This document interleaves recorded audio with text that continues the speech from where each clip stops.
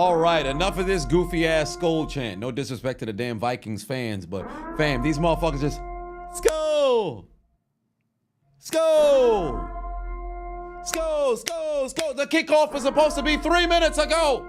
What happened to 8:20 kickoff? God damn it, what's going on? Although I got the Vikings to win this game.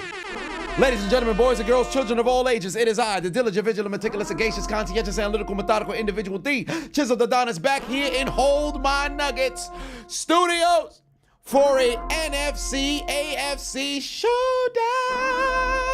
here on Sunday Night Football, where it's the Minnesota Vikings taking on the Indianapolis Colts for the right of the final victory of Week 9's Sunday live game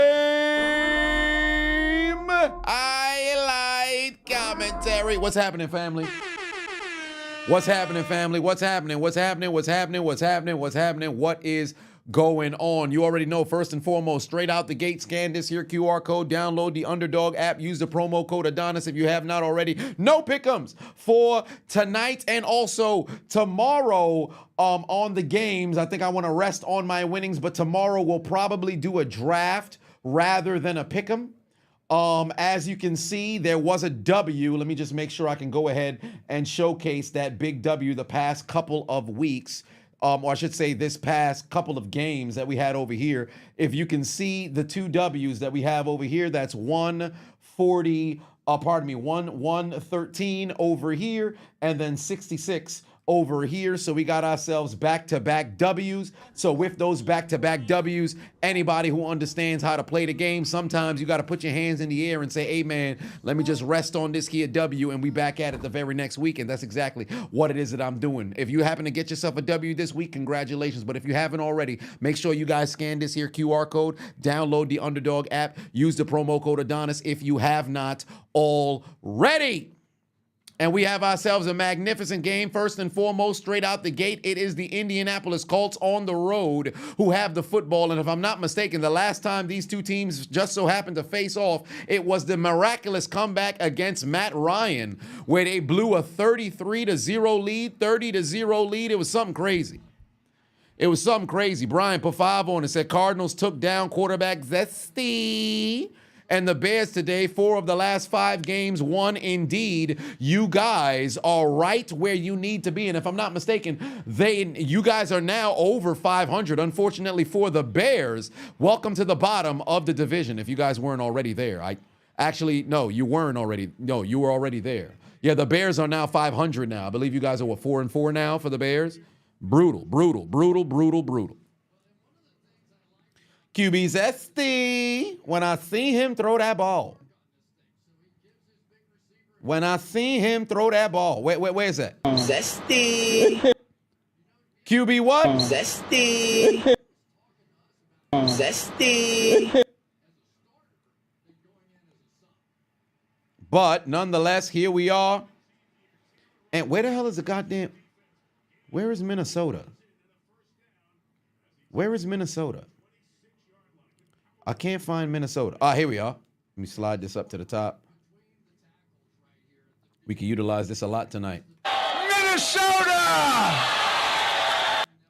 Taking on the Indianapolis Colts. I got the Vikings winning this match here tonight because let me tell you something right now. If the Vikings, I said match instead of game. If the Vikings mess around and take a loss over here, fam, that's 3 consecutive losses after starting 5-0. Oh my God, Jonathan Taylor Swift just fumbled the football. Man's bowled it on the ground, and guess who came up with it? Minnesota! Well, you know what the hell Jonathan Taylor Swift was eating on Halloween. His favorite chocolate was nothing but Butterfingers because Minnesota! Just took the football away. I said, Minnesota! Just got their hands on the fumble recovery. We say, Minnesota! Now has the football on their side of the field, and it's the white man, Harrison Smith, with the recovery because Minnesota has the football. By the way, Elijah put 2 on it. Said, my Panthers won today. I have hope again. Yes, indeed. Congratulations to the Panthers getting themselves a W. And the Saints are crashing out on social media. Michael Thomas may no longer be part of the team. This motherfucker is tweeting at Derek Vehicle profusely. And then furthermore, Chris Olave putting the 100 on a quote tweet. I don't know if that was legitimate or not. I saw it on Twitter. I don't know if it's legitimate or not. I didn't have enough time to fact check it because I was recording the commentary. Cam Jordan went on Twitter talking about, yo, we just lost to the Panthers. I'm sorry. Panther, or I should say Saints fans and things of that nature. Fam, the Saints is having a bad time. Even the D lineman. The D lineman, I forget son's name, but he's the twin, or I should say the brother of the guy who was dancing, alongside Taylor Swift. Even he went over there like, hey man, shit, we ass as long as we can get over 500. I don't know what's going on, bro. They losing their mind out there.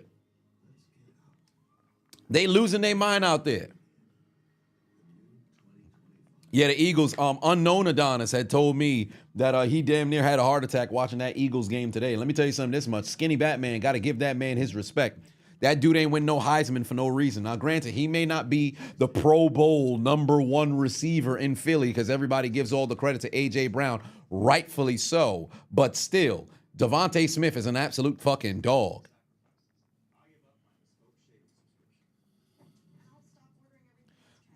Oh, that was Chris Olave's brother? Okay, it was Chris Olave's brother. All right, cool. Because they motherfucking had the shit edited to where it said Chris Olave. I'm like, whoa, what the fuck? What's going on? How's SpongeBob? Miserable, I'd presume. Born Fresh said, you losing your mind over the Cowboys. Hey, I'm not going to say anything right now.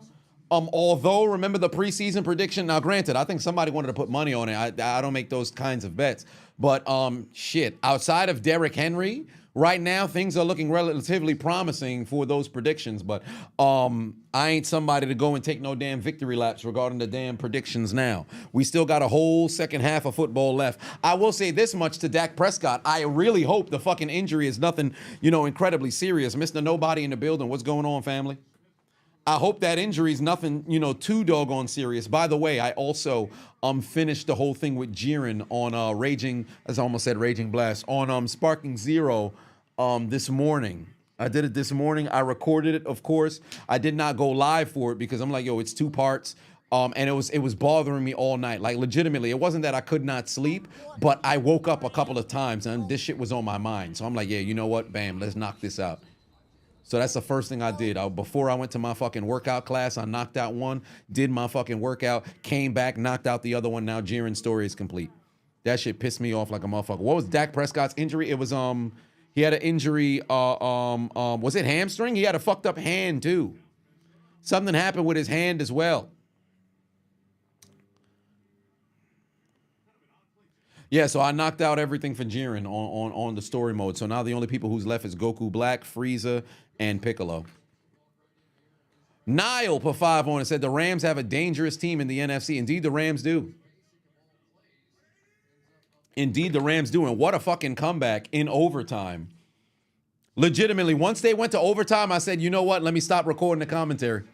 I'll just wait because the Patriots and Titans going into OT, I had to wait to go get that entire overtime because I hate when overtime is only one clip. It's like, let's go to after hours, and you just get a field goal and it's done. I want to be able to at least, highlight what happened in overtime. So once they drop the full, highlights of the Seahawks and Rams, most likely if they uploaded it right now, I don't think it's been processed completely. But once that's out of the way, knock that out, and then tomorrow we'll finish up everything with the commentary. Right now, where am I up to right now? Tua just threw the game tying touchdown.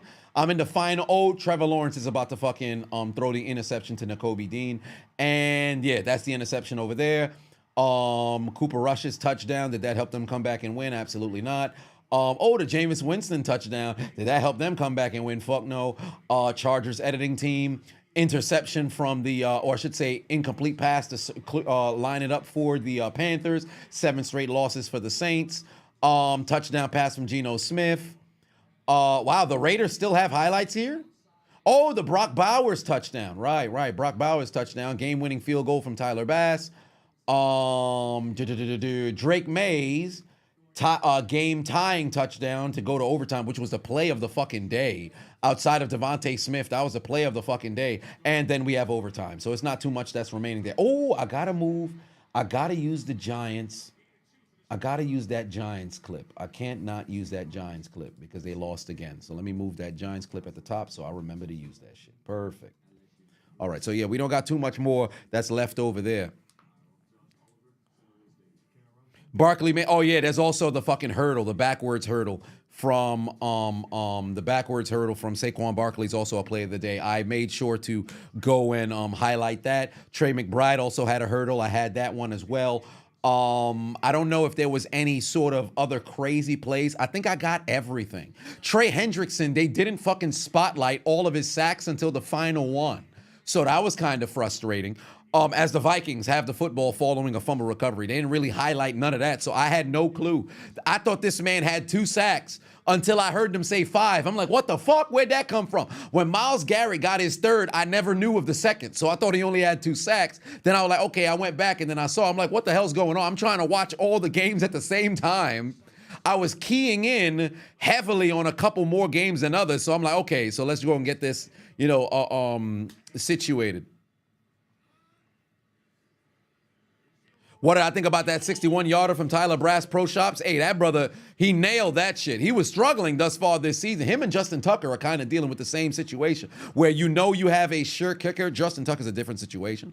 But you have a sure kicker and they're not necessarily performing at that level. Granted, albeit both teams are still doing very well. But Tyler Bass, hell of a fucking kick to make that happen.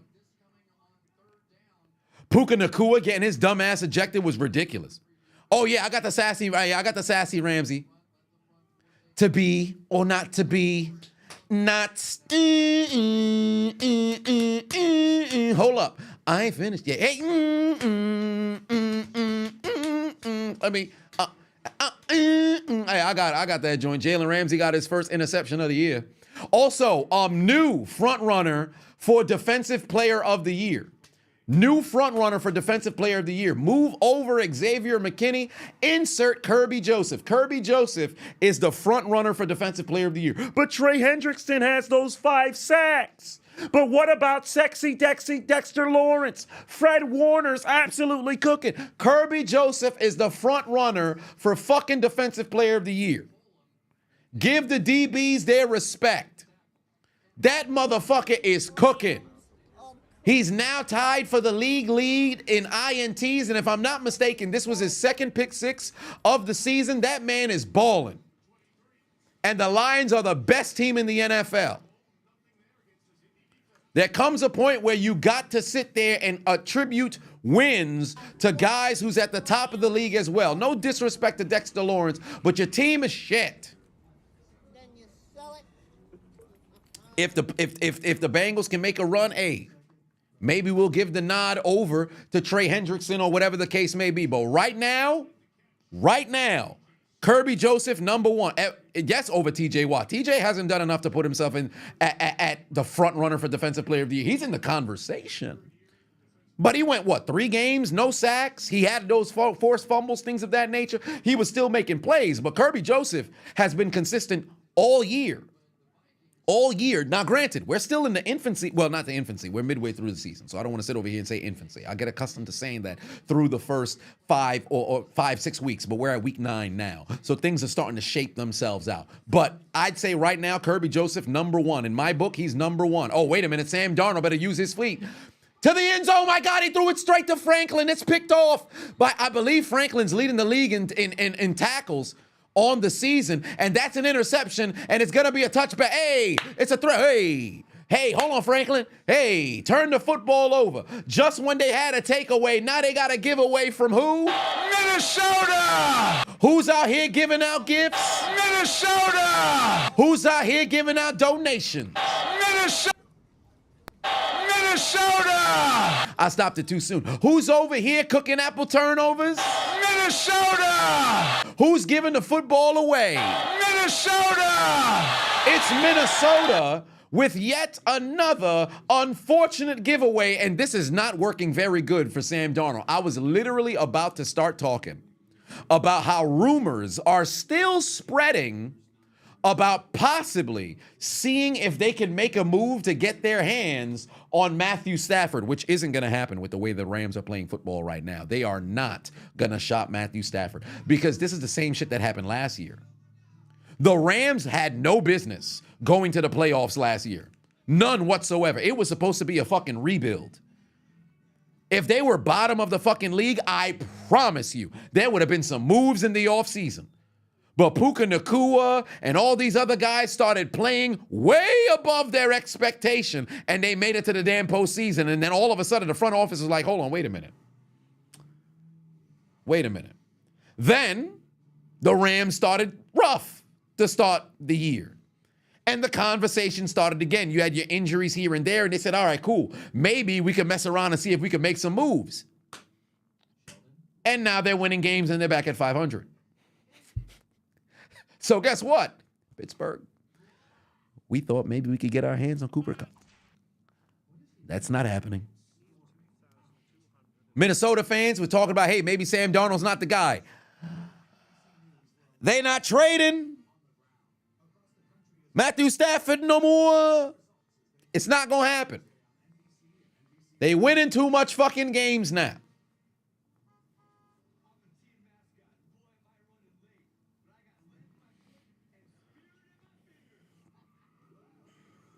Brutal. Omar Khan needs to call the Dolphins and see if he could deal with either Hill or Waddle. I absolutely agree, but here's the only thing, though. I think Waddle would be a better move. Now, granted, I'm a little concerned regarding the health. Hill will, garner a bit more. I would much rather Waddle, only because you can kind of still hold on to your stuff for the future. But if I'm Miami, I'd be willing to go make some deals because I believe the trade deadline is this Wednesday, right? Let me see. NFL trade deadline is 4 p.m. on November 5th. Oh, no, it's on Tuesday. My apologies. It's on Tuesday. Jonathan Taylor Swift has an opportunity to make up for his fumble on the handoff last time around. Game still scoreless, 0-0. 7-way tie right now for the first overall pick. Yes, indeed, because I believe we have the last two teams that were only one win messed around and got W's today. So this is very good for the NFL with teams. Now you're in a situation where motherfuckers have to win. If there's one thing that I hate is when towards like the last 3 weeks of the season, who the fuck got the number one, overall pick. I hate that shit.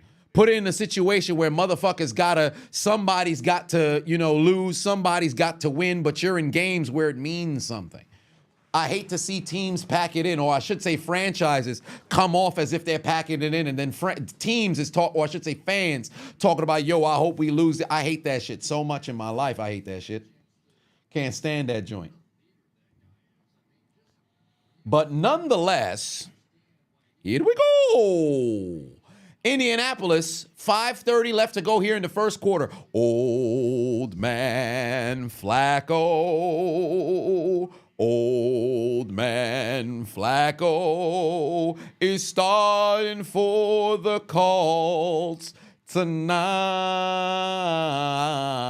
because fucking Anthony Richardson, dumbass, want to go and tell the media, hey, I had to tap myself out because I'm tired. That was the dumbest possible thing you could say. But did you see how hard he ran down the field? He had to throw off linemen, and he went for a very large gain. It doesn't matter. It was only one play that he came out. You ain't supposed to do that shit. You in the big leagues. The fuck you tapping out for? Do the linemen get to tap out when they tired? But the receivers can come out. They're different positions. You the quarterback. You need to have that kind of endurance. The fuck you talking about? Michael Vick would run around the damn field. You saw him tap out? No. Cam Newton, your same size and build, did a lot of the same things you did. You seen that man go and call to the sideline, talk about I got to tap out? No. You don't get to do that shit, stupid, especially when you was on a goddamn podcast talking about the NFL is easy. Stupid.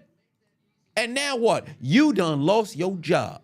And on top of that, you probably messed around and lost the locker room. You better hope, albeit it sound crazy, you better hope Joe Flacco struggle. You better hope Joe Flacco struggle. Because if he don't, I promise you that they going to move hell and high water to get that man to remain on the team, and they going to try to shop your ass somewhere else. Dumbest possible thing you could say. He should have said, oh man, I felt something, I felt a tension in my hip, but I guess it was just like a quick muscle strain. You got to lie in situations like that. You too honest for your own good. There's moments in which, and I'm not a proponent of lying, but in situations like this, keep it to yourself. Maybe offer to not answer so that maybe the media can go and you're omitting information. That don't mean you lying. You could have just opted to not say nothing. Gotta be kidding me. Zuri said, what are my pickings for this game? I don't got none. I'm resting on my W's. I'm resting on my W's from last week, but we back into it this Thursday.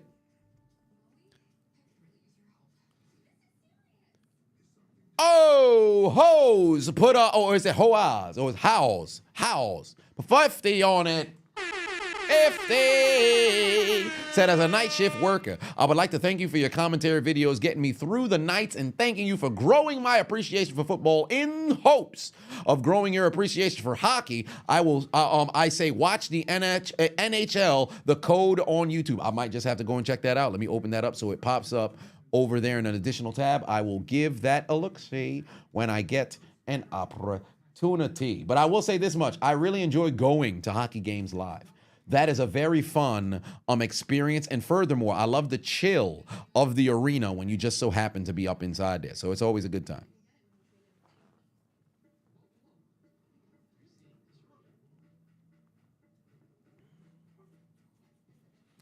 Daniel Jones, you're an Indianapolis Colts is crazy. If you think the Colts is going to make a move to go get Daniel Jones, you're sadly mistaken.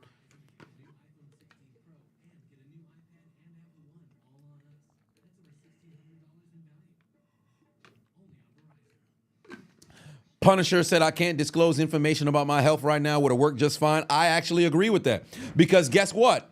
If you happen to sustain some sort of injury throughout the game, granted, if it's something to where, you have a stinger, you come off the field, you go back in, all they would have to do is go ask the medical staff to see if you all right. Then if they just approve, oh no, he's fine, he was able to finish the game, no problem, then you move forward. The moment that he decided to go and say, I was just a little bit tired, that was the worst thing you could have possibly said. You're the quarterback. You're not supposed to end up leaving the... And then furthermore, the fact that he threw that terrible interception, or as Cam Newton would say, egregious interception late in the doggone game, you got to be kidding me. You could have got Houston, and guess what? Houston lost on Thursday, on Halloween against the Jets. If they messed around, if Indy messed around and got that W, Then you sell it. you in a prime position to be number one in the division off another W.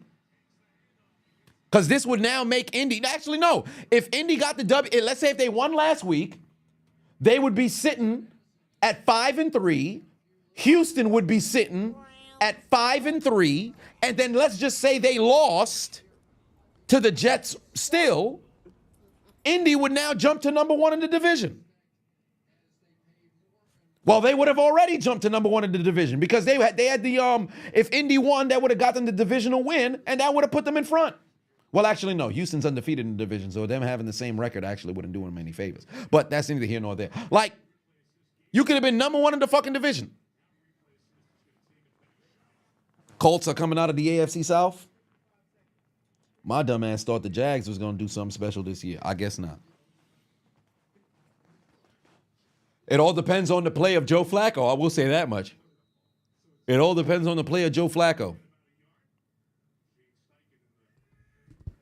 You want Shador and Giants blue. If I'm Shador, I'm trying to do everything in my power to get to Miami. But Tua is still over there, but it all depends on Tua's health. Because I know for a fact Deion Sanders wants to see Shador Sanders somewhere where you have, pieces that's already there, and furthermore, an offensive line that can protect you. The Giants, big fucking media market like that, oh boy, you better make sure that you got thick skin.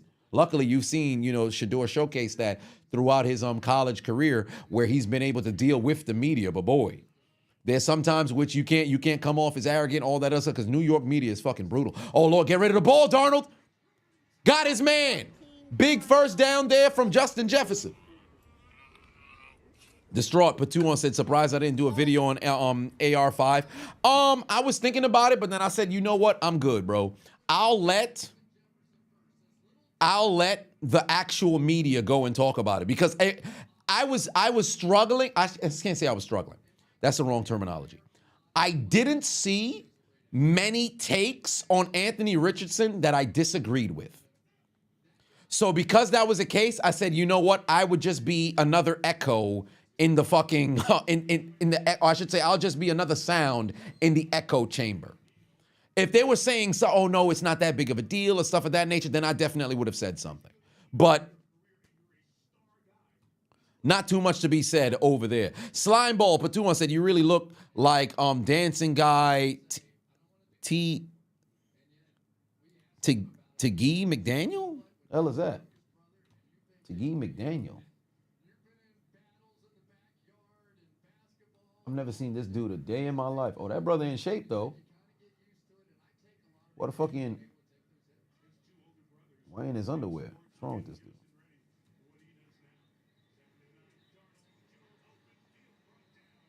Hold on, wait a minute. What the fuck he the Pink Ranger? Hold on, whoa. This. What the fuck is this? Personal trainer. I never seen this dude in my life. Huh. I don't see the vision. We both Negroes. I don't see the vision though. Huh. Kid Boo put 2 on it. Somebody got the Black Air Force in here. We need to start. Sam, you're over with Gino. Wait, you over Gino? How you over it with Gino? You over it with Gino? You don't want Gino in Seattle no more? Gino playing all right. Way to get a stop over there from Kenny Moore. He still can ball. Kenny Moore can still ball and play good football. Y'all, Seattle fans done with Gino? Damn, ace to 1, put 5 on it. Said, hell yeah, Commanders win again. Magnificent game. Jaden Daniel, easy. Rookie of the year. He's definitely playing magnificent right now. Could trade for an edge rusher or a corner if you want, but the future is bright. I think for one, an edge rusher can definitely go a very long way. Somebody who can really make a difference. I would say if you guys can try to see if you can make a move for Max Crosby. But unfortunately, that's going to take a hefty amount of picks to go and do so. So that's going to be tough. Maybe if you could get somebody like believe it or not, somebody like a Jadeveon Clowney, who's playing very well over in Carolina, but he's struggling, obviously, to see wins or whatever the case may be. He should probably be able to be moved for cheap. In the realm of corner, I'm not too well, acquainted with that kind of market over there, but I would definitely say, see if y'all can make a move to go get yourself somebody, as if the GM is here. But yeah, Chuck Barry's for 5 said, which quarterback has shown the door first? AR5, Bryce Young, or Daniel Jones? Probably, believe it or not, probably AR5. Daniel Jones, Brian Daboll will probably lose his job before Daniel Jones does. Brian Daboll will probably lose his job before Daniel Jones does, and they're going to keep Daniel Jones around because they paid him that money. Daniel Jones will probably do another year over there because they paid him that money, and I don't think that another team is going to be willing to take on that bread. So I think AR5 is going to end up getting dropped first. Unless, like, if Flacco balls out, he's done. If Flacco balls out, he's done. And it sounds premature, but if Flacco balls out, he's done. Bryce, the only reason why I say Bryce won't is because he played decent last week, did enough today to get the W over New Orleans. Obviously, I would assume the Panthers are just going to wait around to see, when Andy Dalton will ultimately be ready to go and take the reins again. But I don't think the ship has completely, sailed on Daniel Jones. So I don't know. Ace to 1 put 2 on said you want to you would say see if we can get Harold Landry the third. Okay. Not a very great first quarter thus far, but nonetheless that's football. 2 turnovers though. But right now, division leaders in the NFL, the Buffalo Bills are absolutely running away with a 4-game lead in the AFC East. Not a single other AFC East team has a winning record. The Jets 3-6, the Dolphins 2-6, the Patriots 2-7, unless the Bills fall off of a cliff. There is no scenario where they don't win this division. Coming into the year, I said if Tua is healthy, Miami's winning this division, and I believe that Buffalo would struggle. Because Buffalo has kicked Miami's ass. In fact, they've won 2 divisional games against them. I think if Tua is healthy, well, he was there in week 2 when they played each other, so at least there's that. But I think they could have got a split, or whatever the case may be. He did play, today they took the L, so got to give them, their stuff there. But I think if he never had that concussion and he played through, they probably play with a different level of confidence, but that's the what-if game. You got to give Buffalo their fucking respect regardless. But I just think that Miami on the season would be in a better position. The Jets, well, and you know what's crazy? The Jets ain't even as terrible as they actually are. Is Allen the best QB in the AFC East? By far. It's not even close. It's not even close.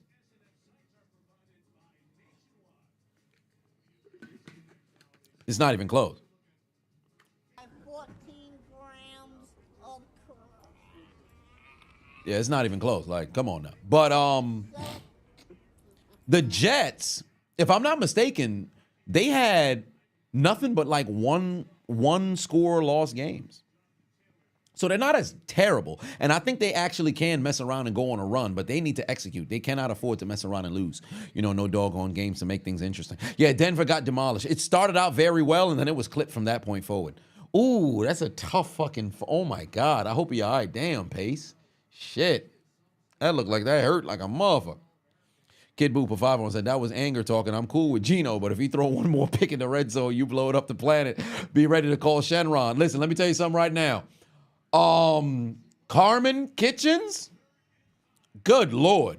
What a pick 6 that dude got. And then the play that he made on the second interception. What was Seattle thinking? Or I should say, what was Gino thinking? That was tough.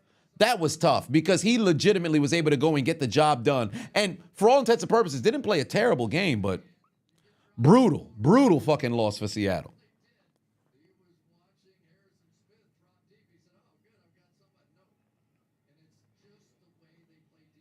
Nah, but the difference with Jacksonville, low key, this is gonna be it's not a hot take, but this is gonna sound, a bit antithetical.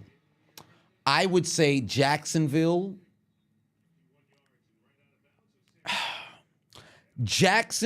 got beat more than the Jets beat themselves. If that makes sense. Like, the Jags lost.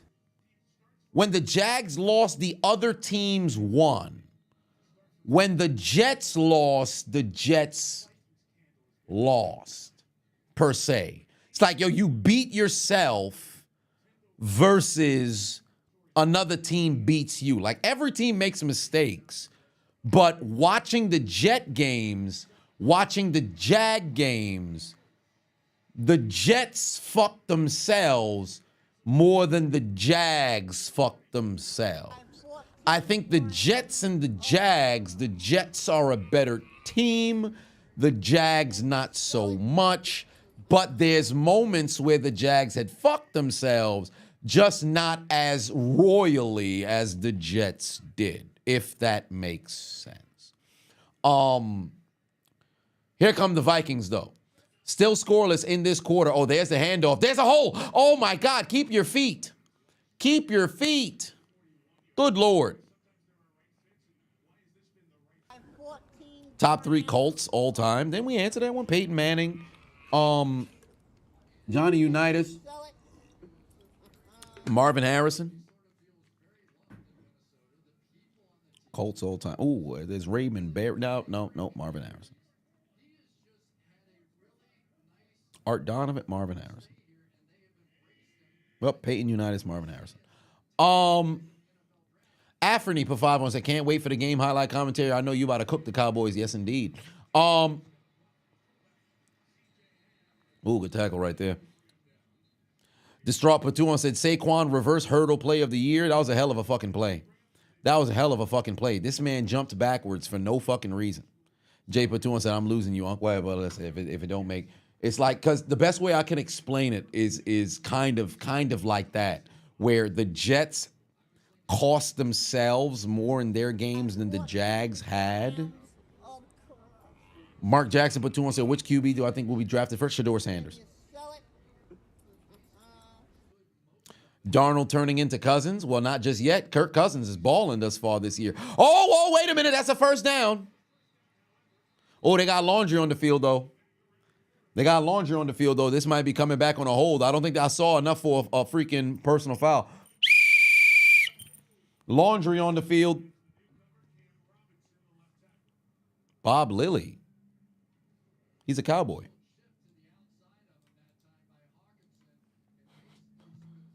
Did he die or something? Why'd you, Ace the One, mention Bob Lilly? Why'd you mention Bob Lilly? Something happened to him? That's a Cowboy great right there. What happened to Bob Lilly? Something happened to Bob Lilly? That was random as hell. I don't even know how I saw that. I just thought, Bob Lilly. What? Something happened to Bob Lilly? He all right? Hold on, wait a minute. Google Bob Lilly. I don't believe he died. Oh, yeah, he's 85.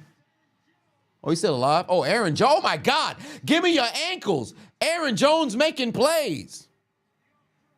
Yeah, they don't got no news on Bob Lilly. You just randomly just dropped Bob Lilly?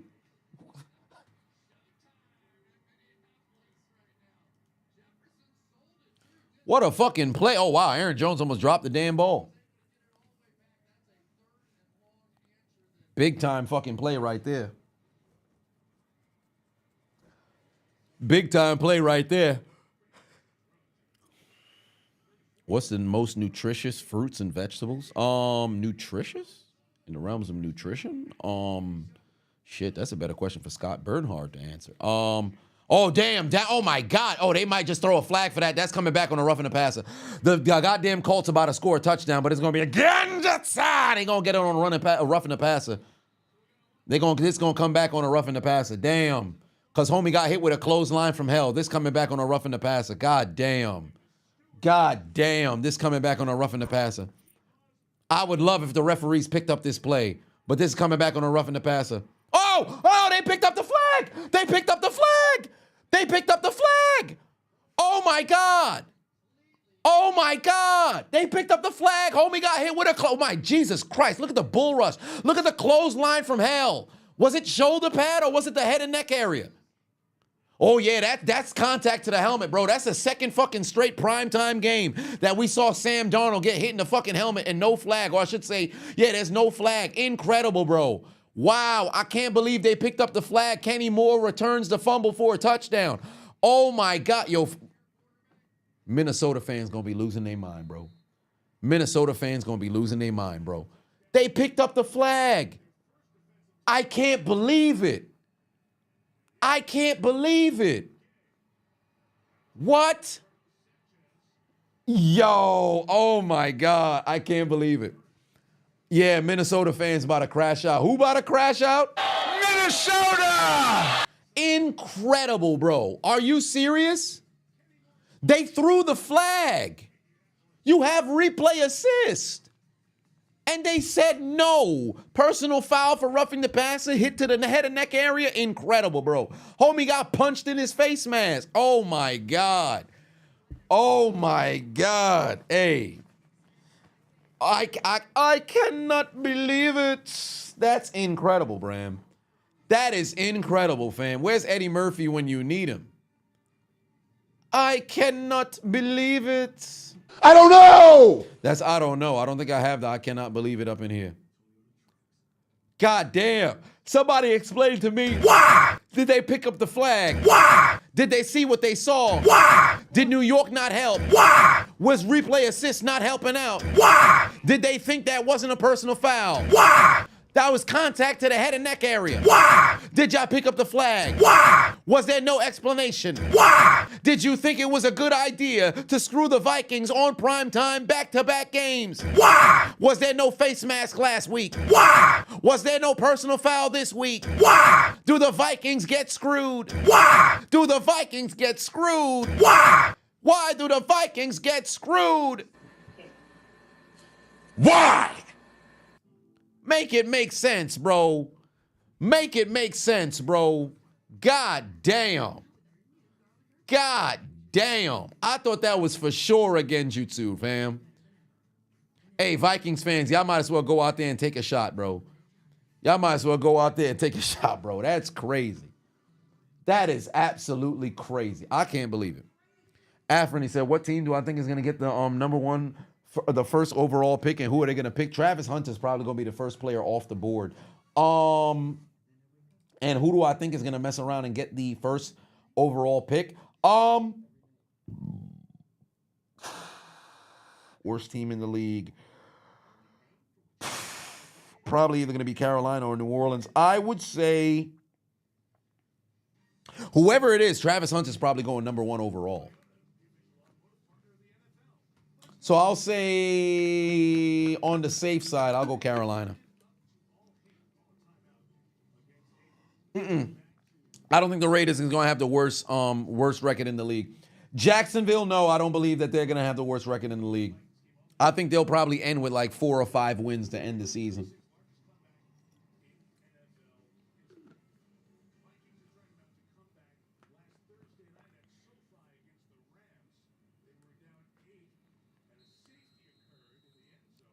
Does Carolina even have their pick? I'm not sure. You don't know the Colts suited up JBL, even though he's in his late 50s, indeed. By the way, if you guys don't follow JBL on Twitter, feel free to follow him. He's a great follower. He uploaded a magnificent fucking video on the election. Oh my God, that joint was fucking hilarious.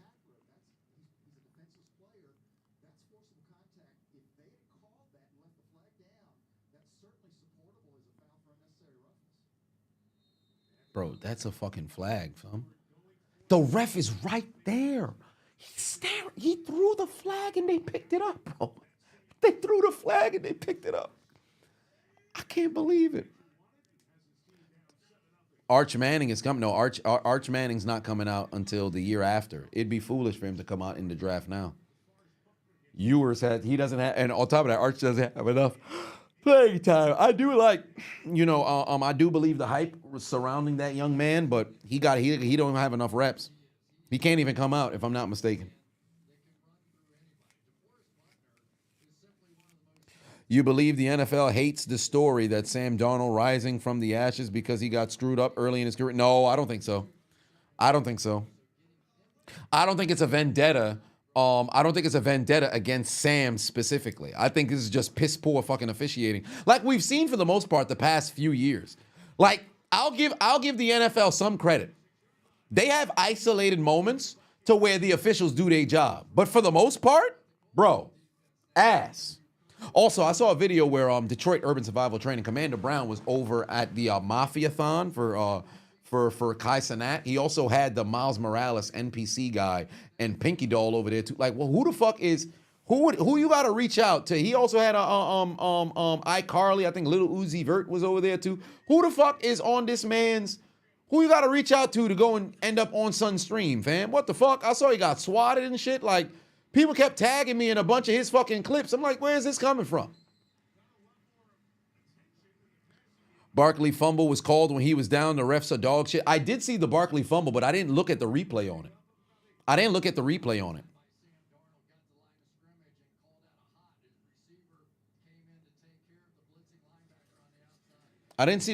on it. Matter of fact, let me pull it up right now because I have it over here. Say Loafin said he wasn't down by contact. Hold on, wait a minute. I have it. Where is it? Because he fumbled in the first quarter, right? Saquon. Let me see here. Saquon's fumble.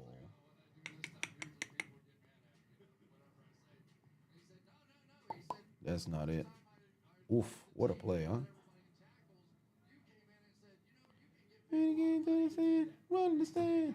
Hey, pop, pop, pop. Got any grapes? Then he waddle away, waddle, waddle. Then he waddle away, waddle, waddle, waddle. Then he waddle away, waddle, waddle. Till the very next day, bom, bom, bom, bom, bom.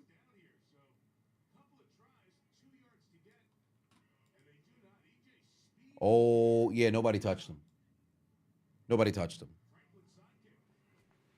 Yeah, nobody touched him. That's a fumble. Nobody touched him. He was on the ground, but I didn't see anybody touch him. Oh, yeah, nobody touched him.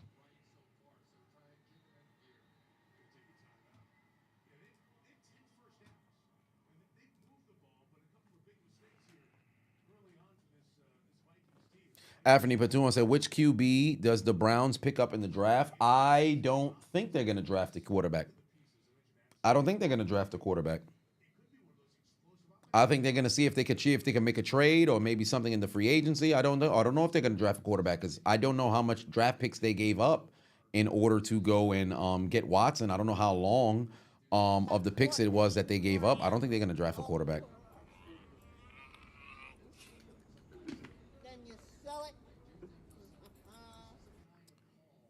Distraught Patuan said, who remembers trapped in the drive-thru?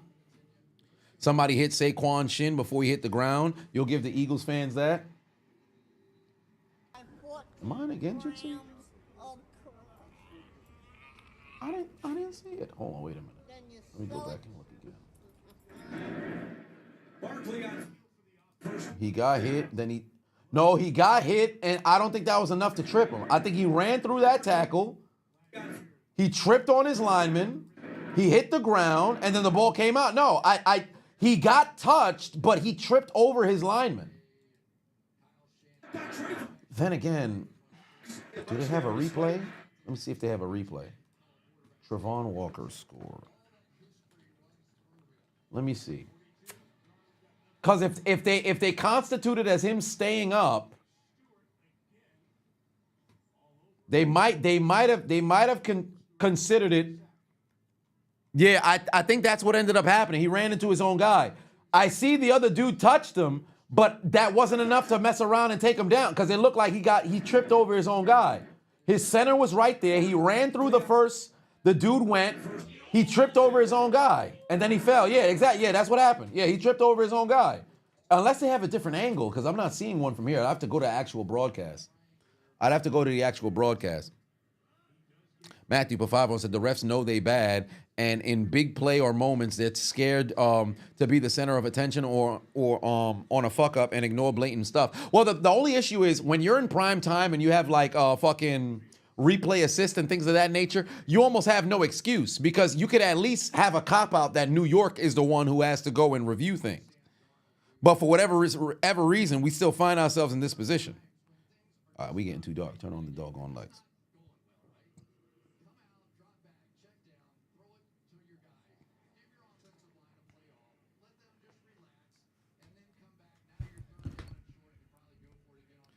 Refs won't miss a call for the Chiefs, though.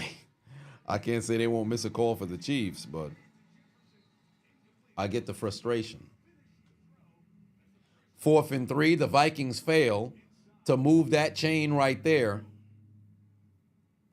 And now it's a little bit of a situation here for Minnesota, still trailing 7-0 right now, but they're inside. Oh, would you say they're in field goal range? Because they are at the 35-yard line. That would be about a 52, 53-yard field goal. It's a rookie kicker right here. Mr. No, oh my God. He doinked it. No, he just missed it wide right. Trisha said because the Chiefs and the Zebras are besties. Mr. Nobody said, love what I do. I appreciate you. Damn, he done missed it wide to the right. He missed it wide to the right. Damn. Oof. Nothing going right for Minnesota right now.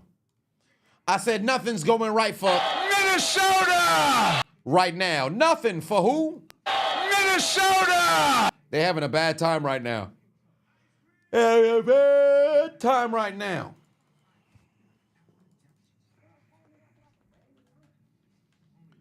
Thoughts on the Branch ejection? I actually didn't see the Branch. Brian Branch throwing up double birds after his ejection. What was the Brian Branch ejection? Wait, when did this happen? Second quarter? Hold on, wait a minute. Why the fuck didn't I see this shit? Hold on, wait a minute. All right, hold on, wait. Second quarter, what did Brian Branch do? All right, I'm going to watch the clip. I didn't see this. 14 grams. What did he do? Then you sell it. Whoa, it came from New York? The fuck did he do? Oh, he talking his shit to the damn referees now. 14 grams of What the hell did he do? Oh, the helmet to helmet? What the fuck? They took that as a form of targeting or something?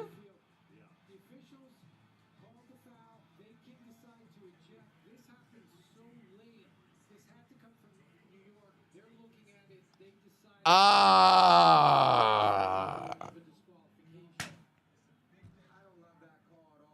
Oh, come on, bro. Come on, bro. Are you serious? Why'd he give the double bird, though? He's lucky that they ended up winning the game. You shouldn't have fucking did that. It's a fucking 7-3 game. If you up 24 to fucking 6 in the fourth quarter, you could do some shit like that. Don't fucking do the double birds. Get yourself a, oh my God. That's not fucking nefarious intent, bro. What do you want him to do? This is happening in real time, bro. It looks bad in slow motion, but it was happening in real time. Come on, man. It's just terrible fucking positioning of the dude's helmet. What do you want him to do? Yeah, let me add that to the commentary. I didn't see that shit. I did not see that shit. Are you serious? That's ridiculous, bro. I'm glad y'all mentioned it. Because I legit did not see this shit. Do they have it in real time? Oh, here we go. They got it in real time over here.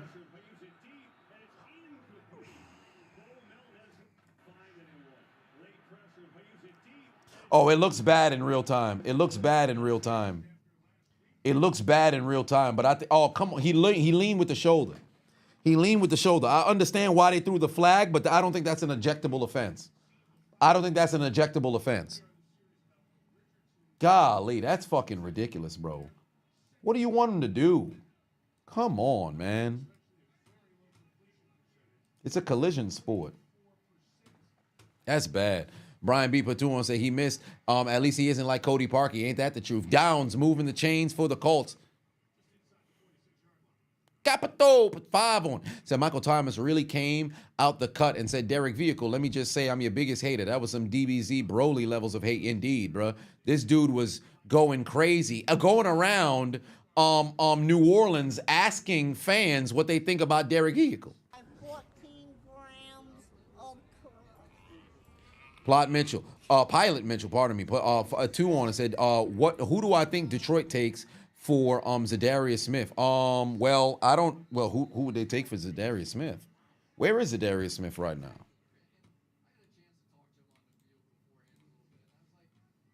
He's in Detroit. Who would they trade? Oh, I think I said take. You said trade. On the Browns. He's on the Zadarius Smith to the Lions. Oh, he's expected to go to the Lions tonight or tomorrow. Shit, okay. I have no clue.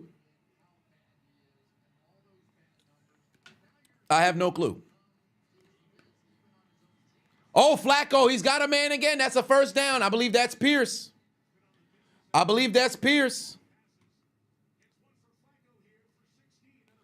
Oh, my God. Hey, Minnesota better fucking wake the fuck up.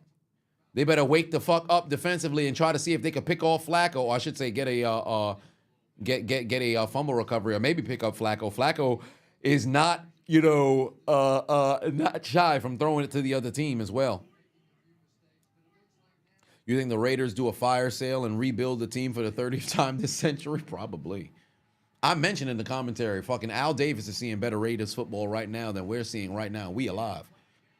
Wide open, but this might be coming back with some laundry on the field.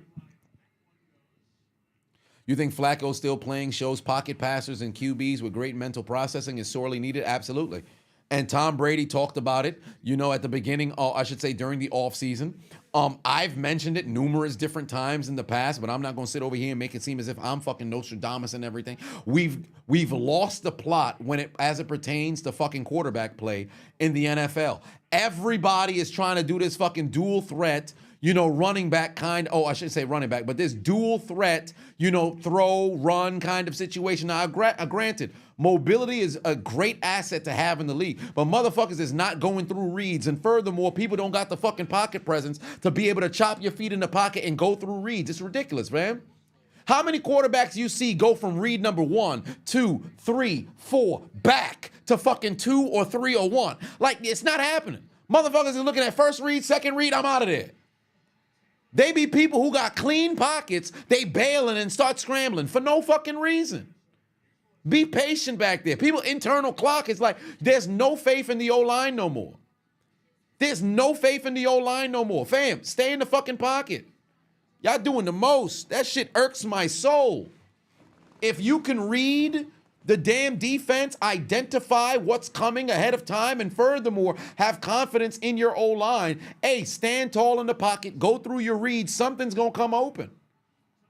Like, coverage sacks exist. It's very difficult to get the football if everybody is fucking covered and now you just got to sit over here and and then now you got to move. Okay, cool. But you got motherfuckers doing a 7 goddamn step drop, or I shouldn't say 7 step drop, because damn near everybody's taking snaps out of the fucking shotgun more often than not now. But you got dudes in the damn shotgun waiting. Oh, nobody did. Nobody. Okay, cool. I'll move. How the fuck you moving after 4 plays? Well, all these quarterbacks now, they're having such a quick release. You have a quick release on a goddamn technicality. Not because you know how to get rid of the football fast, because you don't know how to fucking read the defense. It's ridiculous. 3rd and 19, might as well just run that football. Nowhere to go. This is going to set up, I believe, Matt Homosexual to come out here and kick that field goal.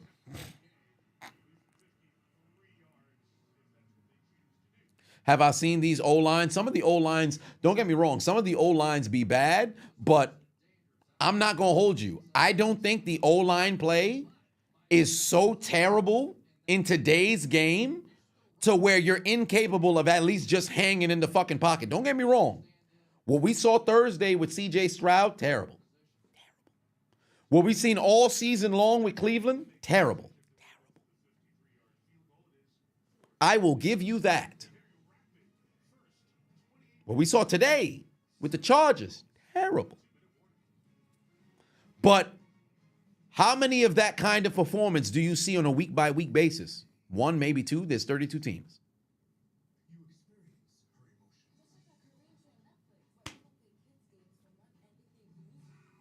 Moreover, consider how often quarterbacks are passing the ball. What's their average attempts for a quarterback per game right now? Maybe between 20 and 25?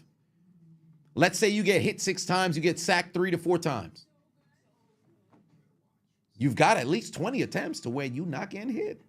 You're not getting sacked. Between 18 to fucking 20. The fuck you doing then? Ooh, cornerback get a good pass breakup? Okay, no problem. You miss a guy here and there? All right. You got to throw the football away? Okay. You making your reads? Are you making your reads? So,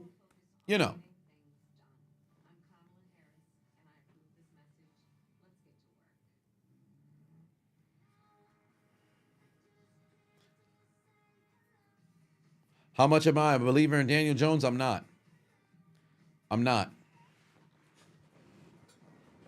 So I think we have a development problem across the board in the NFL. Hell, even the fucking receivers don't be giving maximum fucking effort. It'd be ridiculous. People don't know how to run no damn routes. Everybody rounding shit off. We're losing the plot. We're losing the fucking plot. The NFL has this whole roster stinks, but we're going to throw you to the Wolves problem. Bunch of first / mid-round quarterbacks having success on teams that weren't full dumpster fires when they come in. Correct? I think, and I've said this time and time again, Cam Newton, Andrew Luck Robert Griffin III, Russell Wilson. That back-to-back year fucked it up. Because, and really, it was 2012. Cam Newton came in lighting it up. So he said, okay, maybe that's an anomaly. Very next season, all three of those quarterbacks went to the postseason, if I'm not mistaken. Russell Wilson, playoff, and I believe he was the only one who got a playoff win. Andrew Luck went to the playoffs, and then also Robert Griffin III, who was the rookie of the year, came out balling. Once that happened, you draft a quarterback, yo, throw him to the fucking wolves. Let's make it happen. Nobody want to sit behind nobody no more. And furthermore, they don't even be getting no fucking quality. What am I, from New Jersey? They don't even get no quality goddamn. I'm over here sounding like Carrie June. They don't got no quality quarterbacks for the fucking, you know, QBs to sit behind. Put somebody behind a veteran and let them learn. Treat your vets the right way, bruh. Oh, there's Matt Homosexual. Wide to the left. He missed it. Wide to the left. Matt Homosexual can't hit. We've got 2 missed field goals, 1 apiece from each kicker to start this game. What the hell's going on? Y'all playing in a goddamn dome. It's a 53-yard field goal. That ain't nothing easy to scoff at, but you in a dome. You in a goddamn dome. Peyton Manning believes let them start right now, learn from their mistakes. The opposite of Brady. I disagree. Especially when you're coming in to an offense that, for one, obviously, you never played in this offense before, but if it's a completely different style of offense, you might not be ready, especially with the little amount of time you get in the preseason now. Fam, shit ain't gonna work. You don't got enough reps. And the biggest issue is you gotta learn a shit ton of stuff on the fly, because guess what? You could, Justin Jefferson, great fucking catch. They're now inside Colts territory. You could be somebody who needs those reps to learn. But now you got to deal with the media. You got to deal with the fucking social media aspect. It's one thing if it's just a paper print media. You got to deal with the social media aspect. Call it what it is. Players nowadays, these motherfuckers live on their goddamn phone. It's very difficult to find somebody who old school, who ain't on the internet like that. You got all that's going on, pressure from the organization, all this other stuff. You got to learn how to freaking mitigate and deal with that shit in real fucking time. And then more often than not, the players is not trained for that shit. Don't get me wrong. I think you should be able to come out the gate and, you know, be ready and willing to go and compete. But there's some times in which you could go to a dumpster fire team and you know this motherfucker, unless they are a super generational upon generational kind of talent, you fixing to come out here and struggle. And they going to put all the blame on you, despite the fact that we got all eyes and we could see, oh, this motherfucker here is not given the right pieces to succeed. But guess who's going to get the blame? The QB. Here we go. Sam Darnold down the field. Got a man wide open. Justin Jefferson again. First down inside the 15. There you go. There you go.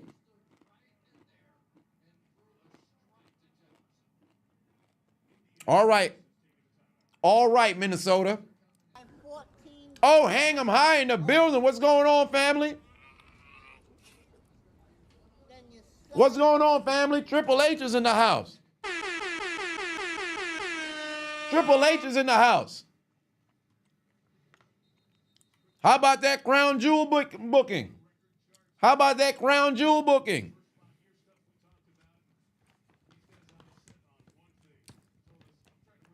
Papa H in the building.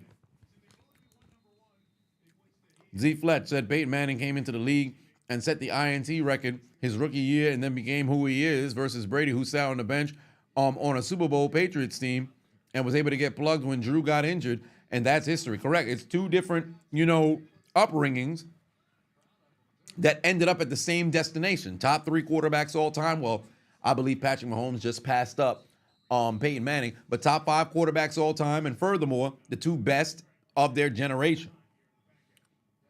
Oh, this man got diamonds. I'll never understand the diamonds in the teeth thing.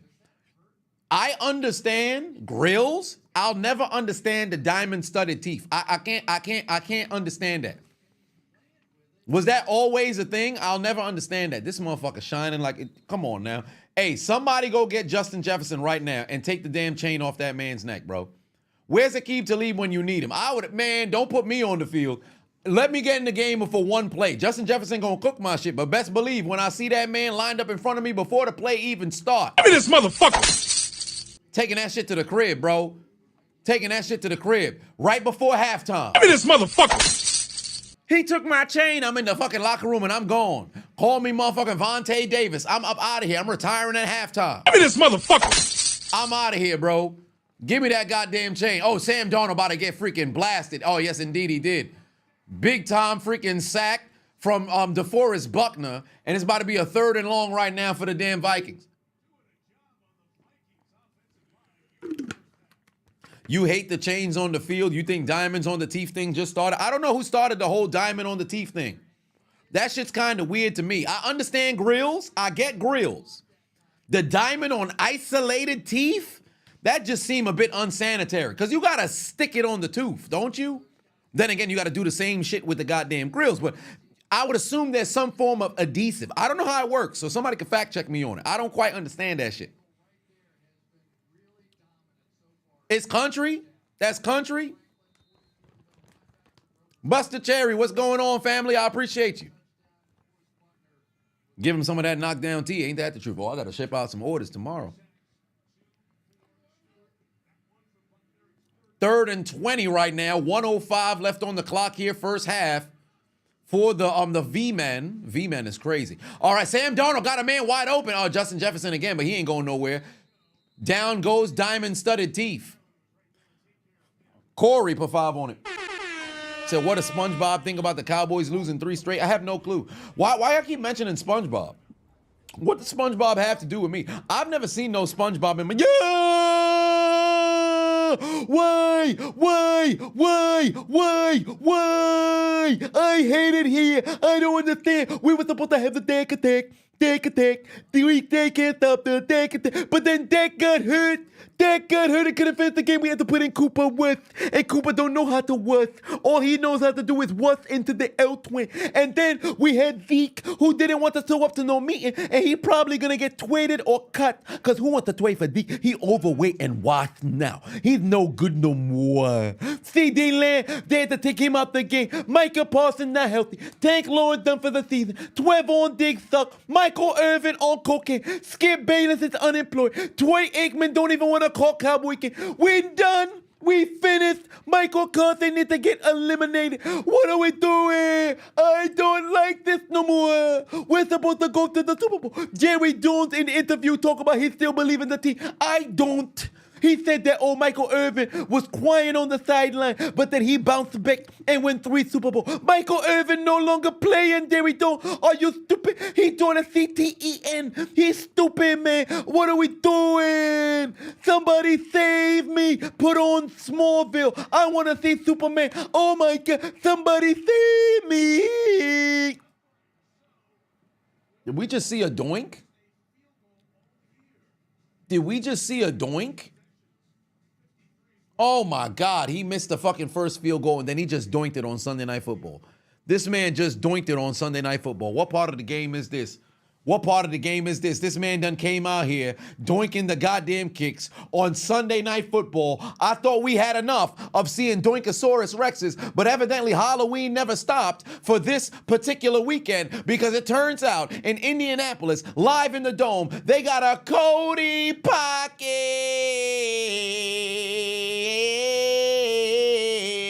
on the goddamn field. What's going on? There shouldn't be any more doinks, but evidently we got doinks on the field, and Doink the Clown Cody Parkey is missing field goals over in Indianapolis. Sir, you're not supposed to be employed, but you still happen to have your essence, your spirit all over the football field. Get this man out of here. CPU graduates, Cody Parkey University graduates, PhD in Doink studies. Get him off of the field. What's wrong with you? This is getting ridiculous. Kickers around the country getting ready to crash out like...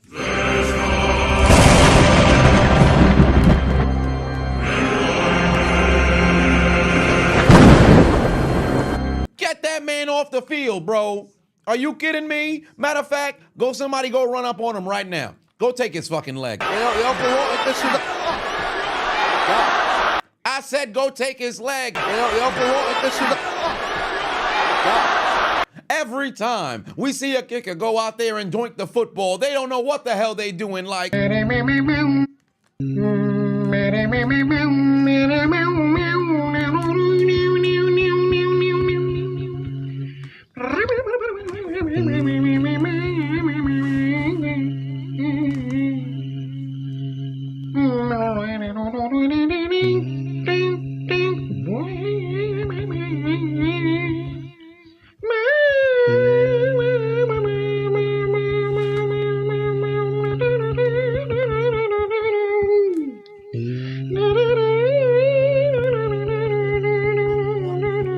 is ludicrous, bro.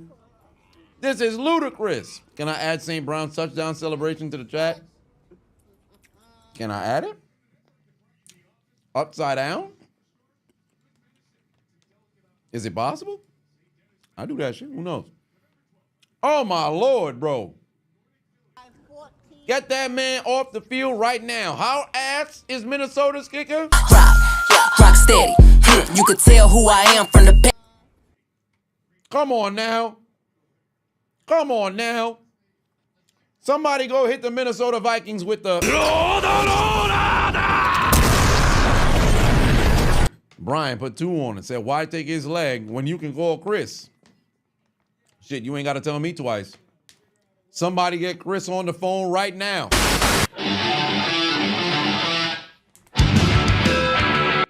Yeah, she a lying bitch. But, nonetheless, Mansoor put 5 on it. Said, what do I think the Dolphins, what do I think of the Dolphins season thus far? Tua got hurt.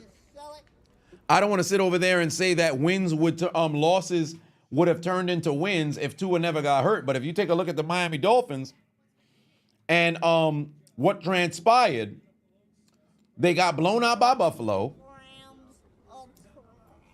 Seattle, bad L. I believe that's when Tua got hurt. Was it the game against Seattle when Tua got hurt? No, Tua got hurt against Buffalo. Oh, that's right, because he ran into DeMar Hamlin. He got hurt against Buffalo because that's when he ran into DeMar Hamlin. And they were getting cooked when that happened. That's when they had the 4 turnover on downs. Yeah, that's when they had the 4 turnover on downs. Yeah, they got cooked over there. So let's say they play against Seattle. Seattle's not a terrible football team. That could have went either ways, right? But then let's say you lose to Seattle, you're now 1-2. They got cooked against Tennessee. I think if they actually have a quarterback, they could beat Tennessee. Tennessee's not a very good football team. And I believe that was Tennessee's first win of the season. They beat New England. Played against Indy. This is Indy with Anthony Richardson. It's Indy with Anthony Richardson, who had a terrible game this year. Indy did not play a good game this game.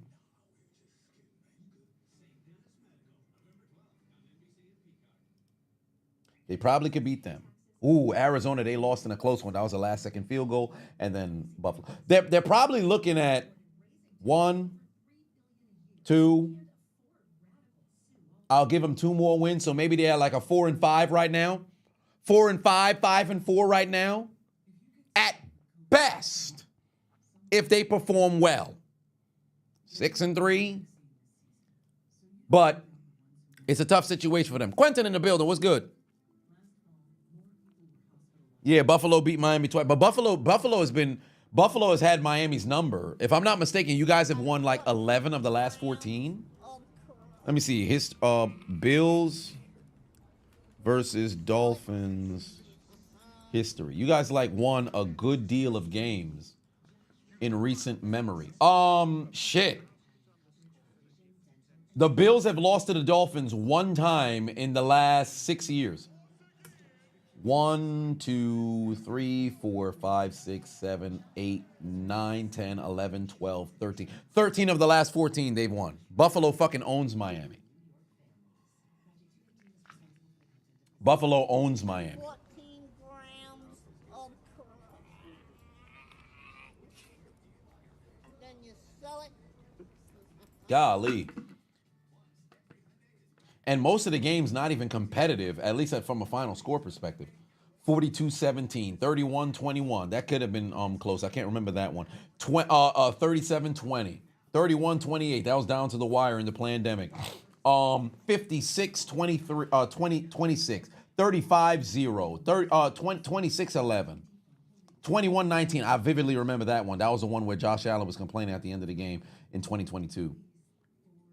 But all of these other games, 48-20, 34-31, close game. I believe that was in the playoffs. 21-14,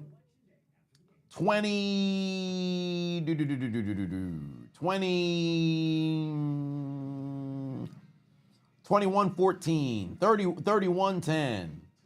30-27. Like there was some closer games that was there, but for the most part, the Bills have owned them boys. You think Buffalo fails again to the Chiefs in the championship game? I don't think the Buffalo Bills is going to make it to the championship game. I also don't believe the Chiefs are going to make it to the championship game. I believe this will be the first year under Patrick Mahomes where the Chiefs don't mess around and make it.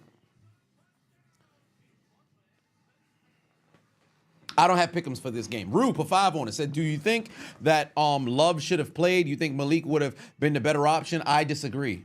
I think the Lions are just a better football team. Oh, Casket out here giving out gifts. We appreciate the gift. That's what's up. That's what's up. Casket out here giving out all kinds of gifts, giving out 10 gifts. That man done transmogrified into Dr. Umar, stepped into the chat over on Twitch and said he's giving out what? Donations. Donations. Donations. Donations. Donations. Donations. Gifts.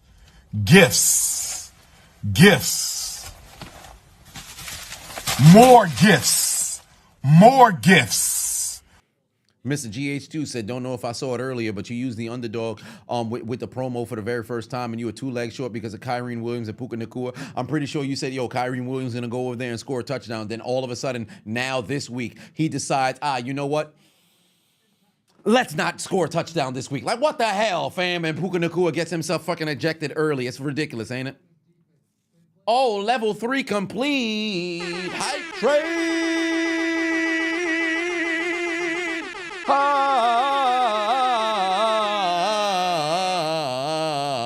Hype train. Over on Twitch. You love to see it. You love to see it. Where's Godfather when you need him? It's a hype train over on Twitch. Ooh, we up to level 4 over there on Twitch. Gotta appreciate the hype train. We haven't had one of those in quite some time. Pulling up to take their kneecaps. You might just have to. You might just have to hit one of them with a fucking. I'm a Brit. This may be the best year for a team that's never won a Super Bowl. I agree. I think the AFC does not have a team that cannot be beat. Baltimore is playing a very good season, but you can see that there are times in which there's some mental lapses that just so happen to transpire. Buffalo is a team that can also be beat. Kansas City's undefeated, but still, Kansas City doesn't look as if, man, you know, offensively, they still haven't quite figured it out. They're still undefeated, but they haven't quite figured it out. Pittsburgh is still Pittsburgh, so you never know. And we're going to find out what kind of team Pittsburgh is second half of the season. Houston, no O-line whatsoever. C.J. Stroud has the most allowed sacks, but I'm pretty sure somebody just messed around and passed him up. Chargers, Broncos, Colts, Cincinnati, all these other teams, they have no clue what they're, or I shouldn't say, they have no form of real consistency thus far yet. So there's a lot of other stuff that has to be taken care of. The NFC, the Lions are the class of the NFC. The Commanders are playing magnificent fucking football, but granted, we've never seen a rookie quarterback ever go and bring a team to the Super Bowl in the history of the NFL. Could this year just mess around and be the first year? We shall find out. Philadelphia, I still don't trust Sirianni whatsoever. Minnesota, if they can't get it done, you would have started 5-0 and all of a sudden you dropped 3 consecutive games. That's a bit concerning over there.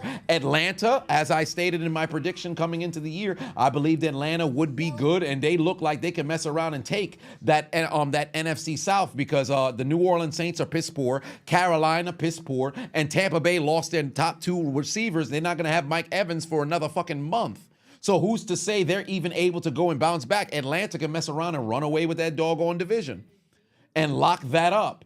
Arizona starting to, come together. They're playing good football for the most part. Chicago got to go and figure it out. The Rams look very scary late. The only problem is they can only play 2 quarters. Or I should say a quarter and a half in the fourth and the third. So outside of that, they're not really that great of a particular kind of football team. So one way or another, just in the realm of the AFC, it's wide open. In the NFC, it's Detroit's conference to lose, in my opinion. And I would love to see the Lions mess around and go and represent. Nate the Great just subscribed as well. My man, I appreciate you. Matt said, as a kid, did I keep rocks in my pocket? Seemed like the type that would do that. What do you mean? What do you mean by that? I seem like the type that would keep rocks in my pocket. Why would I ever put rocks in my pocket? That's so random. Why would I put rocks in my pocket? What kind of medieval life did you think I lived, fam? Why would I just walk around with rocks in my... Who does that? Who does that? I grew up in the church, but I didn't freaking aspire to be David. I wasn't walking around trying to find Goliaths, going out there to go slay motherfuckers. Why would I just keep rocks in my pocket? And it definitely couldn't have been on no damn astrology shit, because y'all know I hate that shit the most.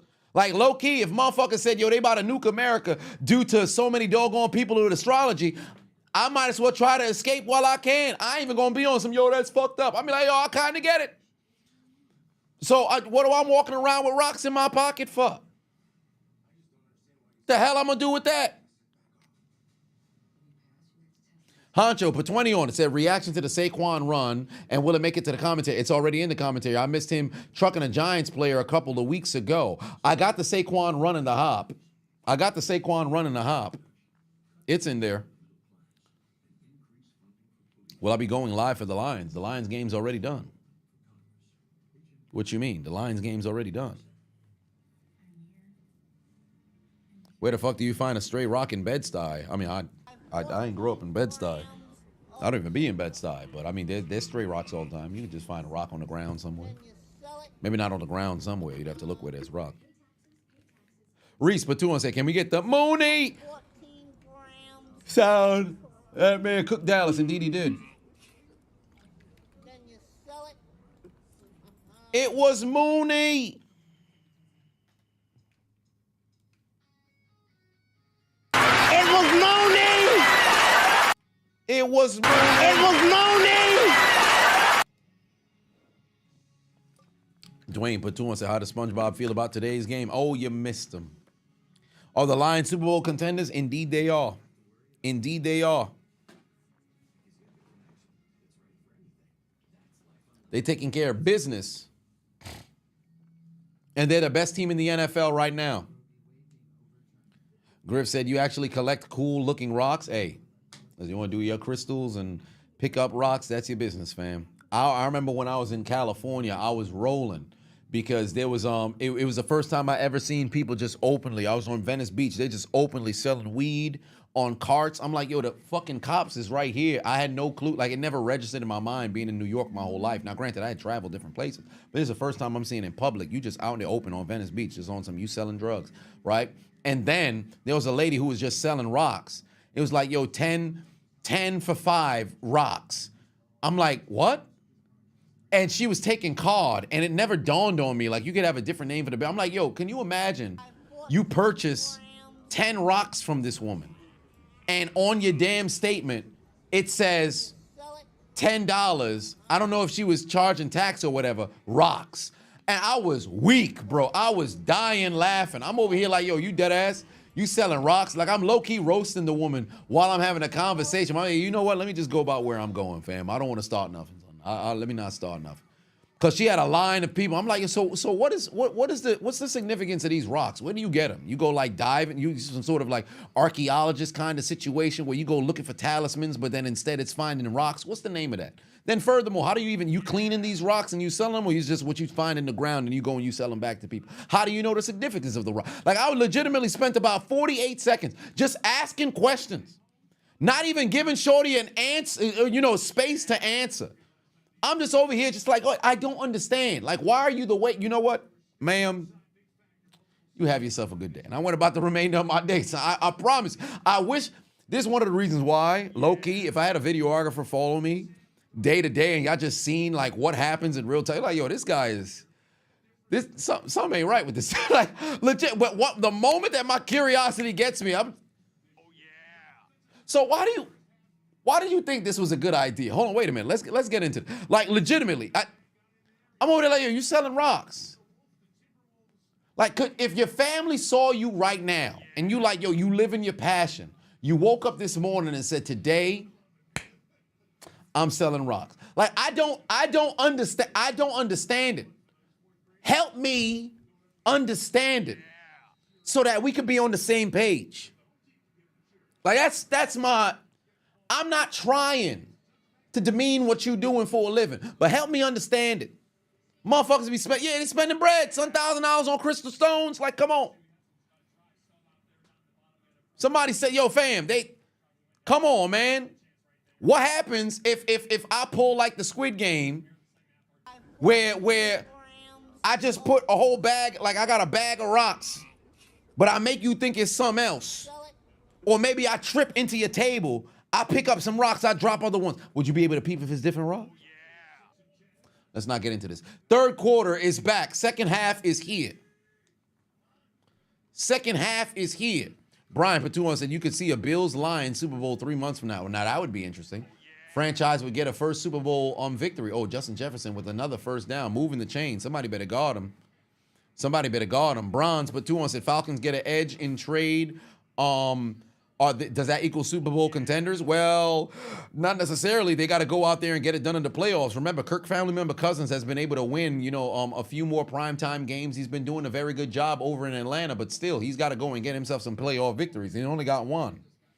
Oh, shit, Ashley out here giving out gifts. Ashley out here giving out gifts. Where's Dr. Umar when you need him? Ashley done popped in and said she giving out donations. Donations. Donations. Donations. Donations. Donations. Gifts. Gifts. Gifts. More gifts. More gifts. Dwayne Patuan said, what's going on with Michael Irvin? He's on crack. And yo, that man's having the time of his life. Nobody's more into what Miami got going on than Michael Irvin. Sam Darnold going through his reads down the middle, got his man. TJ Hawkinson down the field to the 26-yard line. Big time first down right there for the Minnesota Vikings. And now they are marching down the field. They need to get some points on the board, though. They need to get some points on the board right now. They have to get some points on the board right now. Rue Patuan said, my thoughts on the branch injection, it was some old bullshit. So stay tuned for the commentary. I'm going to have that up in there. John Poppy for 5-1 says, speaking of Dr. Umar, he still hasn't finished that school. To my knowledge, I believe the school was, did it just open? But then the curriculum and whatever the case was, it didn't work out. Like, he got this yellow, I believe it was some like yellow brick or yellow stoned or yellow painted, school that was over there, if I remember correctly. So there's that. Ace Cutter for 5-1 said, rejected by your crush. Time to rewatch the Chiseling series to get back in shape, I guess. I wouldn't necessarily watch that one because there wasn't too much damn, workout routines that would be, enough to get you into shape. But, hey, push-ups, sit-ups, whole lot of water, dips, calisthenics, things of that nature. Corey Patuan said, missed on all your pick'ems, 100% pain. Damn, that's pain. Oh, Aaron Jones going to pick up about 4 on 1st and 5. Oh, Ashley giving out another 5. Ashley giving out another 5. Ashley giving out another 5 and said, run it back. Donations. Donations. Donations. Donations. Donations. Donations. Gifts. Gifts. Gifts. More gifts. More gifts.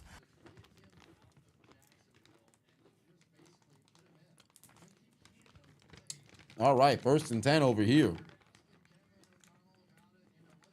14 grams of Oh, they done got themselves a new old lineman who don't know none of the fucking plays. AJ World Patuan said, how How you doing? Ready for the after party? Hashtag oil up. Oh, sir, what are you talking about? What after party, sir? What after party, sir? What you talking about? Hashtag oil up. No, thank you. No, thank you.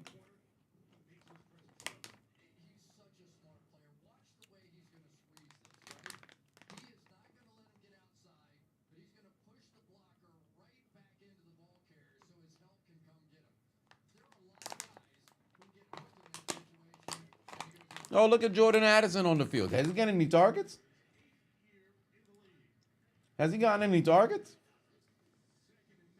Oh, he got 2 targets, 2 catches, 7 yards. Oh, damn. He almost had a touchdown, but I guess not. Could not hold on to the football.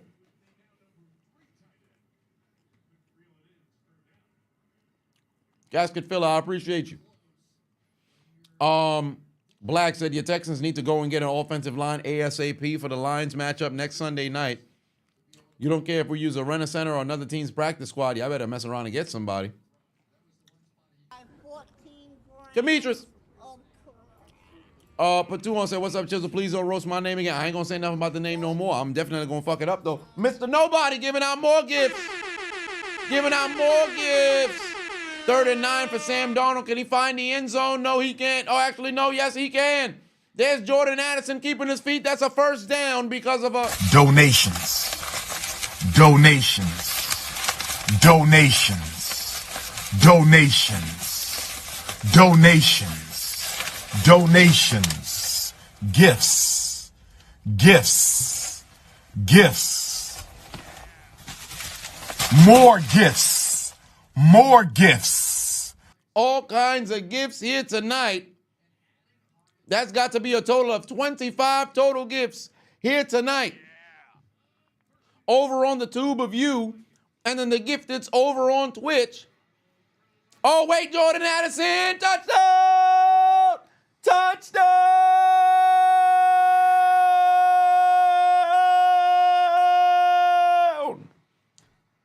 9 plays, 70 yards, 4 minutes, 37 seconds. Jordan Addison, Ray back in the end zone from Sam. I look like a Lego police officer, Darnold, to even up the score at 7 apiece. Way to hold on to the football, young man.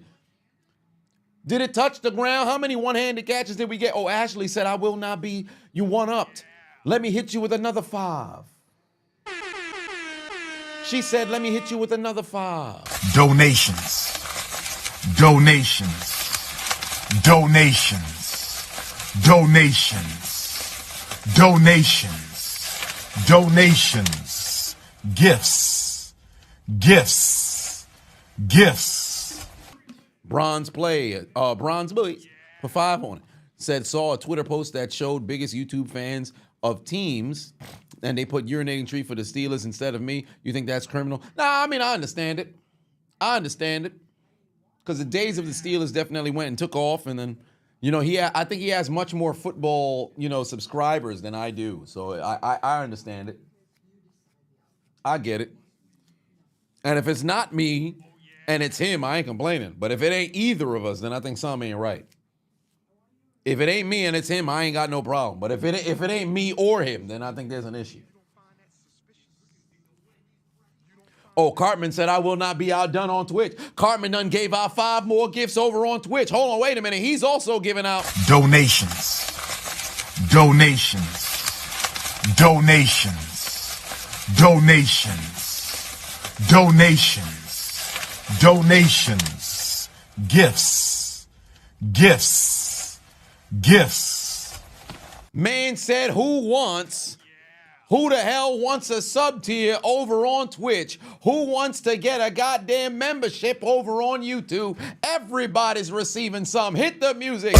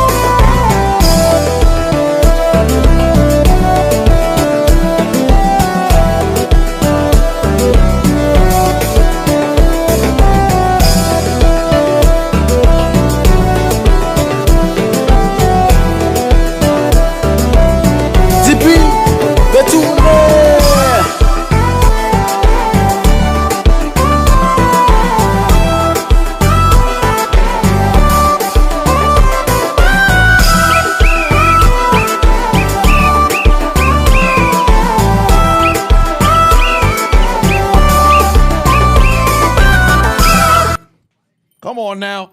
All kinds of gifts. All kinds of gifts. All kinds of gifts. All kinds of gifts. Rich Man Jackson just became a member. We appreciate you, family. All right. Lance Stone will be proud of those moves. It's crazy. All right.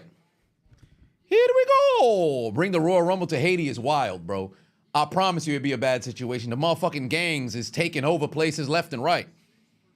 They done took over some of my family members' houses. I said, what the fuck? My mom called me the other day, was like, yeah, yo, did you hear what happened? Like, how would I know what happened, Mom? Yo, they took over, what's her name? They took over so-and-so's house. Yeah, I don't know her name. I'm like, what the hell? What you talking about? Like, yeah, some of the gangs went over. What you mean some of the gangs went over there? They took over her house. Was she home? Like, nah, she came home. And they were like, yeah, you don't live here no more. She's like, what are you talking about? What? So where's she at? Yeah, she on the street. What do you mean she on the street? Call the police. Well, the police don't want to do nothing. What are you talking about? They don't want to do. So, I mean, it's wild, fam.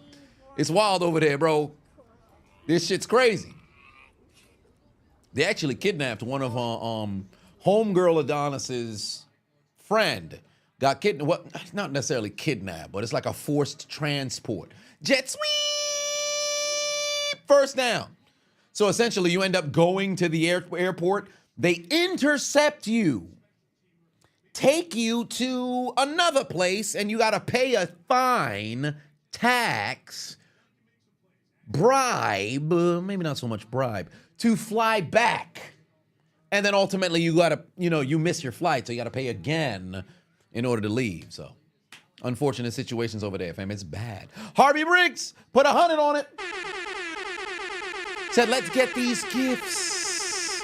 Let's get these gifts. Old man Flacco, all kinds of time, got pierced. That's not going to be a first down. Black, put 5 on it.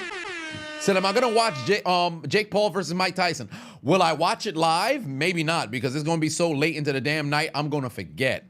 Yeah, extortion, not kidnapping. That's what it was. Extortion, not kidnapping. Well, then again, there's a bit of, maybe not so much kidnapping, there's a bit of transport, so I don't necessarily want to say there's a relocation. So maybe relocating extortion? I don't know what the terminology would be. But there is that. Samoans versus Haitians would be epic, though. Oof, it all depends on what kind of fight it is. If it's just straight on hands, I think the Samoans got them. But if we could utilize the elements, I think the Samoans is done. Motherfucking Haitians gonna start freaking waterbending and shit, gonna be looking like motherfucking Wong in Avengers. You gonna be like, yo, what this dude doing? He about to summon Doctor Strange, then your leg come flying off like, oh shit, the voodoo is activated. Dude's gonna be in the back, moving like motherfucking Drowsy and Hypno. All of a sudden, people's hearts gonna start beating too doggone fast. People blood gonna be falling out their damn mouth. Like, what's going on, bruh? We got spellcasters on our team. I don't know if the Samoans got that shit. There's a holding on the offense. Unfortunately, that's coming back. It's gonna be a first or second and long right now for the Indianapolis Colts. That's some funny shit. Spellcasters, that's some funny shit right there. Somebody ought to write that down and take it to a stage. Haitians got motherfucking spellcaster deck over here. Yu-Gi-Oh! May have not been as popular now in the 2020s, but it's still going on with no cards in Haiti. Darian put 5 on it. So that's not funny, but the way you tell the story makes it funny. Indeed. Like, I remember when Shorty told me the damn story, I'm like, what happened? And then what? And then when I actually saw him, when I went to the New York Islanders game, and I talked to him extensively about it, I'm like, yo, you good, bro? Like, you all right?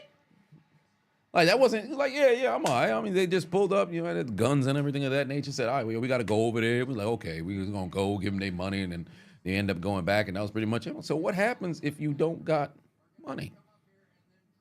Like, what if the entire budget was just spent on the trip? Well, I guess you'd have to find the money. What you mean you guess you'd have to find the money? What are you talking about? So that was very interesting. But for the most part, oof, it's not good over there. I actually have an opportunity to go in December, and I was promised that the individual would probably be able to get protection, but I just don't think it would work, especially during the football season. I don't think I want to go ahead and do that. 2nd and 20, that's going to set up about a 3rd and manageable, about a 3rd and 7 around that area.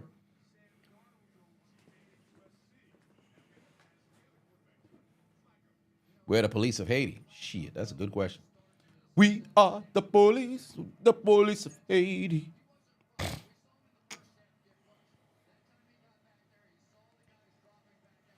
Flacco is indeed old. I believe he's 39. Turning 40 turning 40 in January. He's turning 40 in January.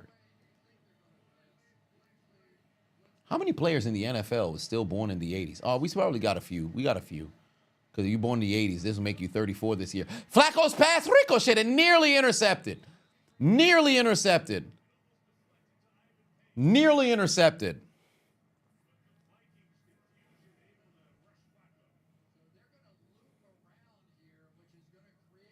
Flacco just Nick Foles with a big arm.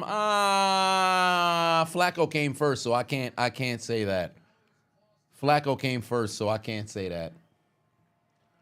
And they play two different styles, so I don't think that works.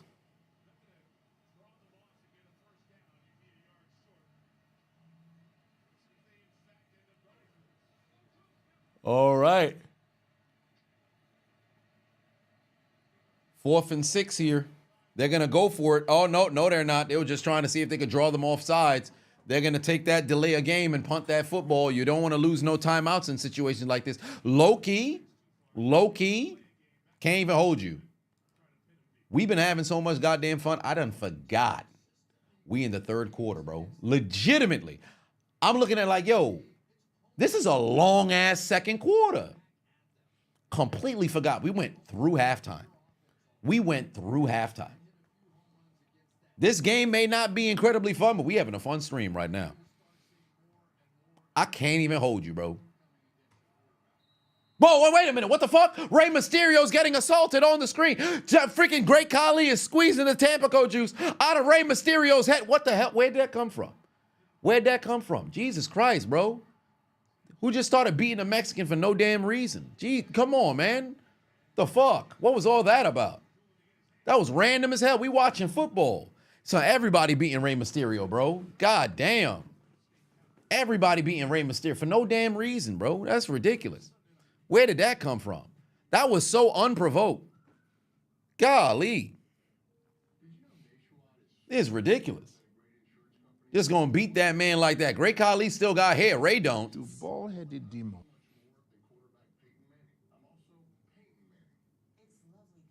You switching between me and Godzilla. You watching a movie? Oh shit, I found the whole train. It's time once again for everybody to come aboard the Hot Train. All right, let me give you guys some statistics. Joe Flacco absolutely balling today. 8 of 14, 86 yards. What a performance. What a performance. What a performance. The head cheerleader is heading to the field on her knees, ready to give this man no head. What kind of performance is this, old man? The fuck? They took you out of a goddamn retirement home for that? 8 of 14 for 86 yards? Where's Anthony Richardson when you need him? On the bench. Coach, I'm tired. I can't go in yet. Jonathan Taylor Swift, 8 carries, 31 yards. The Colts are abysmal on fucking offense right now. Meanwhile, for Minnesota, Sam Darnold is 21 of 25 for 193 yards, touchdown, and an interception. On the ground, Aaron Jones, 12 carries, 37 yards. Justin Jefferson through the air, 6 catches, 96 yards. Offensively today, the teams have not necessarily been very impressive, at least on the Colts end. They have 128 total yards with a quarter and a half left to go. Meanwhile, for Minnesota, they've got 259 yards. And they've ran 21 more plays than Indianapolis. And you know what's wild? They got the football back right now. On average, your average drive has about 8, 9 some plays. Both teams have had 6 drives. The Colts have not had lengthy drives whatsoever. In fact, for the Colts, 5 plays, fumble. 4 plays, punt. 3 plays, punt.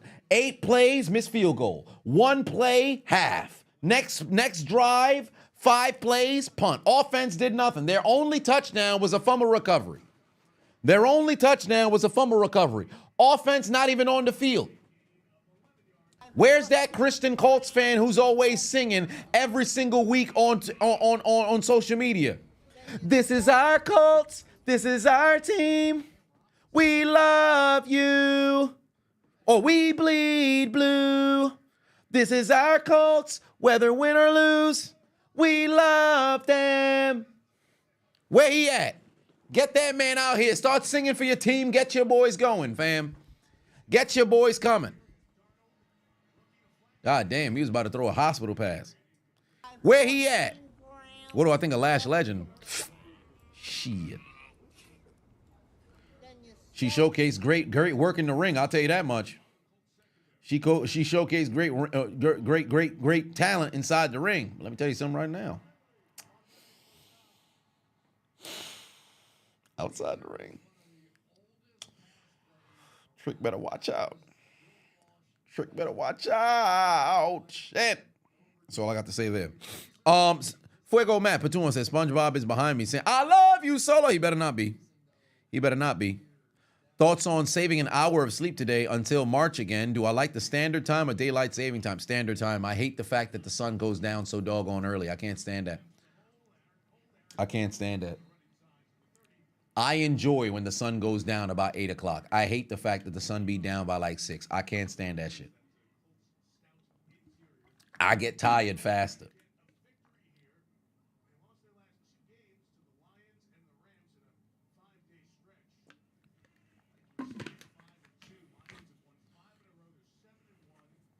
The time shit is bullshit. I think we still operate on like a 48-hour schedule. Like I've always, since I was a kid, I always thought like the 7 days a week and the 24-hour shit is kind of stupid.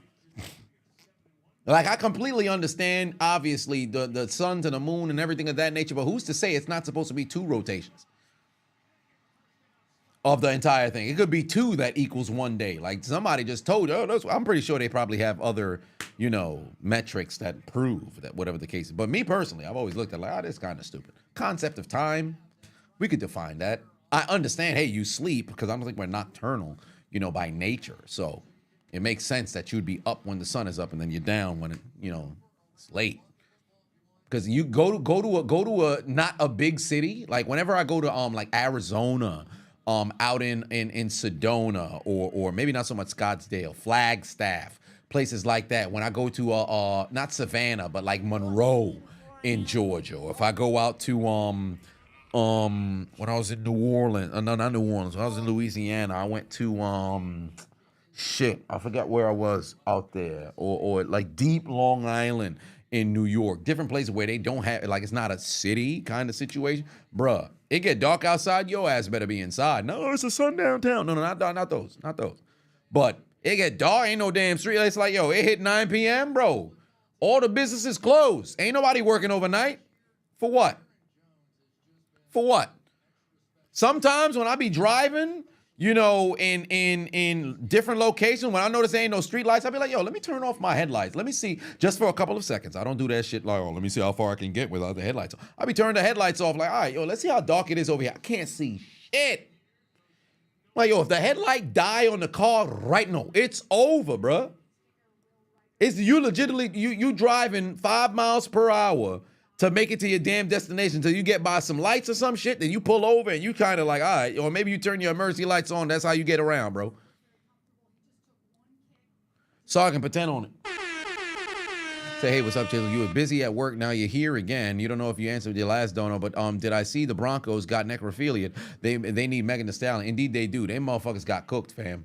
They got absolutely cooked. That first quarter was looking okay, and then all of a sudden, Lamar Jackson said, nah, fuck it. Let's cook these motherfuckers. Oh, wait a minute. Justin Jefferson, sensational catch down inside the 5. Oh, my God. I'm here. That brother is cooking. They can't guard that man.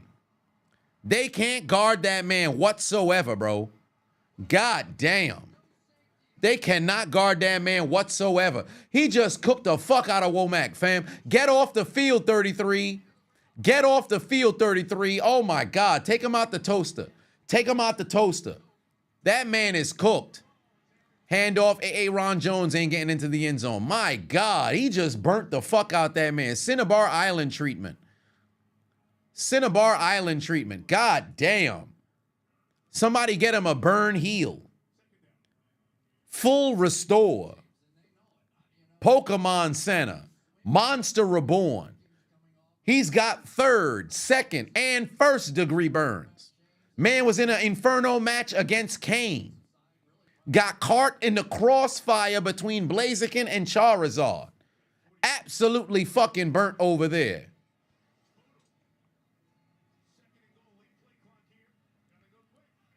When do I think that Aaron will shave his head? He's got a 10 head hanging on to dreads for dear life. Yeah, I think he got a crazy fucking forehead.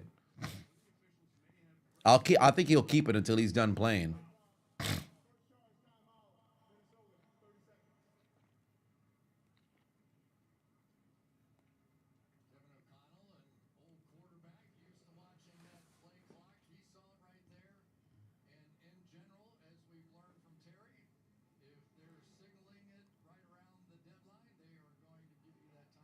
All right. You know AR's pissed right now. Indeed he is, but that's his own fault. That's legitimately his own fault. And you know what's wild? And I said this earlier. Low key, of course you would never cheer for your team not to win. But if you're AR, I'm not saying willfully go and cheer for, Flacco to not play well. But if y'all can get the W and he don't play well, things look better for you. If Flacco came out, and remember, Flacco was pouring it on in the fourth quarters in all of the games in which he was playing. He was pouring it on in all of the fourth quarters in which he was playing. So please don't think this game is done by any estimate. If Flacco start fucking slinging it and everything, hey, listen, you on borrowed time. I shouldn't say you on borrowed time. You better watch the fuck out. Oh, look at Aaron trying to Damn, Jones got nowhere to go. Oh, my Lord. Great fucking defense over here, bro. God damn. Yo, the Colts refuse to let them score a touchdown here on the ground. What a great pursuit. Oh, they pulled the fucking guard outside. That was a terrible fucking play call. That was a terrible play call. They tried to run that shit on the fucking jet. That was dumb as hell, bro. That was dumb as hell. You had a better chance getting more production there if you had him in the backfield. They keeping Hawkinson in to go and chip. Got his man. There it is. There's a touchdown. That's Bynum. Oh, no, that's not. That's Naylor. There you go. Skol, skol, skol, skol. 9 plays, 80 yards, 5 minutes. Touchdown, Vikings. Now, LeBron's hairline's not even that bad no more. It was terrible years ago, but I know he did that hair replacement. Shit didn't work for the top of his head, but he did that hair transfer. He did that hair plant transfer. He ain't getting no Beijing, but he got that hair. He got that hair transfer for sure. What does skull mean? That's a good question. Minnesotians can answer that.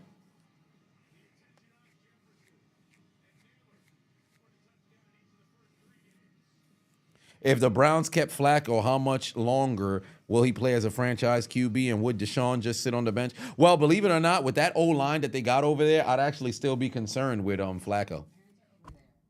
His career might have just messed around and ended much sooner.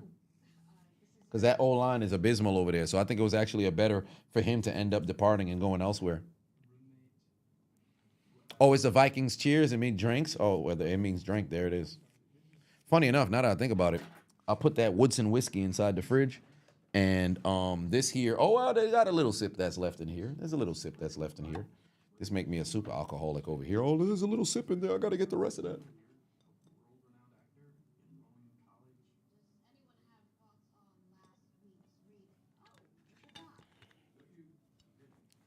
It comes from the actual Vikings. Cool tradition. Well, there it is.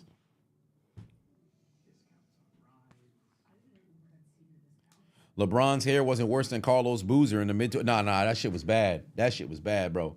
Carlos Boozer? Oh, Lord.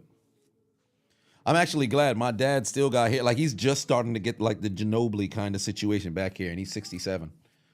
I'm always going to keep my hair at least, like, this height or let it grow a little bit more. I'll always have a I'll do the twist. I don't think at best I'll have braids. I'll never do the dreads, but at best I'll have like braids and things of that nature. Chris Middleton needs to cut his hair. That's a fact. Do I think Joey Porter Jr. is overrated? No, I don't think he's overrated. I think he's rated correctly. I think he just got to cut down on the penalties, which he's done this year in contrast to last year. But he's got a long way to go. You can do dreads just not too tight all the time. Well, yeah. But I have no interest in having like the same hairstyle as the unchiseled. So usually you get your hairline from your mother's father. Shit. Well, my mother's father was dead than a motherfucker when I was born. So I have no clue what his hair was like. My mom likes to think he was murdered on his birthday. It might have just been food poisoning or whatever. But apparently son went to the bar on son's birthday, never came back. Or I should say came back, went to sleep, then that was pretty much it. Or did he die in the bar? I forget. My mom could tell the story, but if I ever had her tell the story, she's going to start crying again. I'm like, all right. It's been 40 years. Let that shit go. But it's traumatic. I mean, yeah, listen. What you want me to do?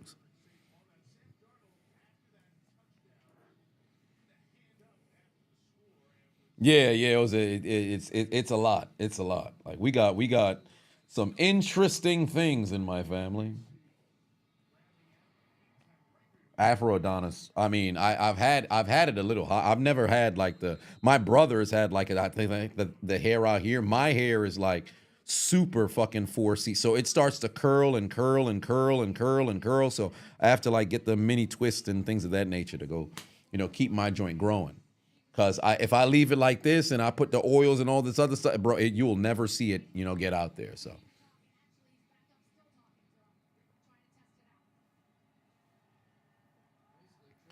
Your cooked baldness runs on both sides of the family. Oof.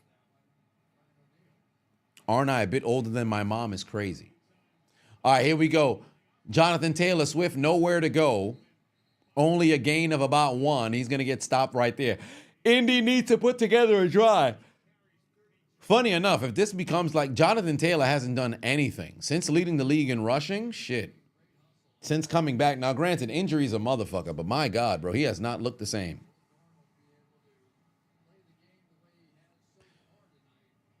Leave some leave-in conditioner? Oh, I always try to. Although my leave-in conditioner literally finished last week. I conditioned my hair earlier. I always put the oils, putting them conditioners, things of that nature, soften the hair. Arsenio Hall ass hair is crazy. Oh, there's Jonathan Taylor Swift again. Can he make somebody miss? No, he can't. But does fall forward, gain to set it up a 3rd and short here. You need to go and get a first down. Because if it's a 4th and 1, it'd be so incredibly stupid to try to go for it on this side of the field.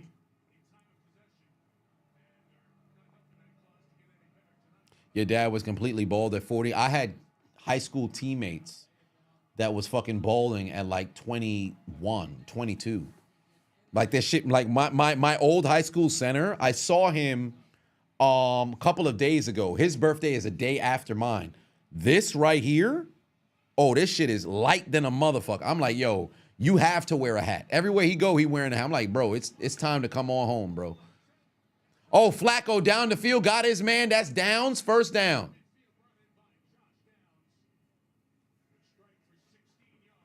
Ballin said, do I like my women with curly African hair or straight hair? I've always been natural. You got that curly, that as Dr. Umar would say, that nappy. Come on now. This is gonna sound a bit controversial, but I've always said, hey man, listen, you can't mess around and call yourself a queen. You got somebody else's crown. Come on now. You got unique hair for a reason. May be very difficult to, manage things of that nature, but that's just the price to pay for, the very unique particular kind of look. I've always enjoyed that joint. It's always been a very nice joint. You can let it grow out. I know it's kind of tough, but you just find ways to allocate it.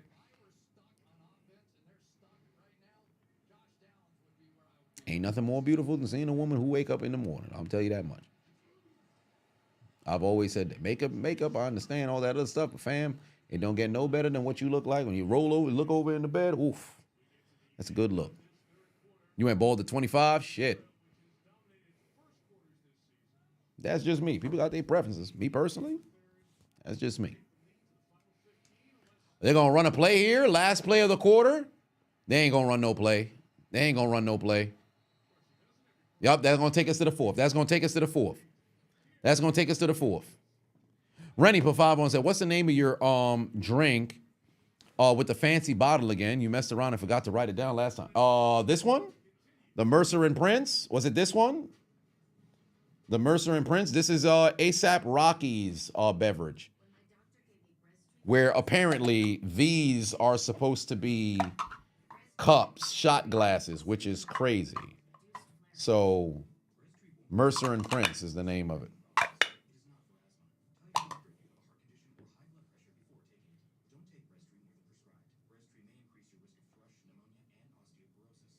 Fuck ASAP Rocky because he got Rihanna pregnant. Is that why?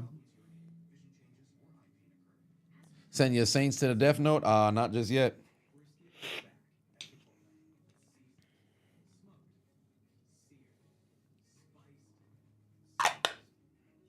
You got the Viking kind of hair. Hey, that'd be like that. We getting ready for the final quarter of this game.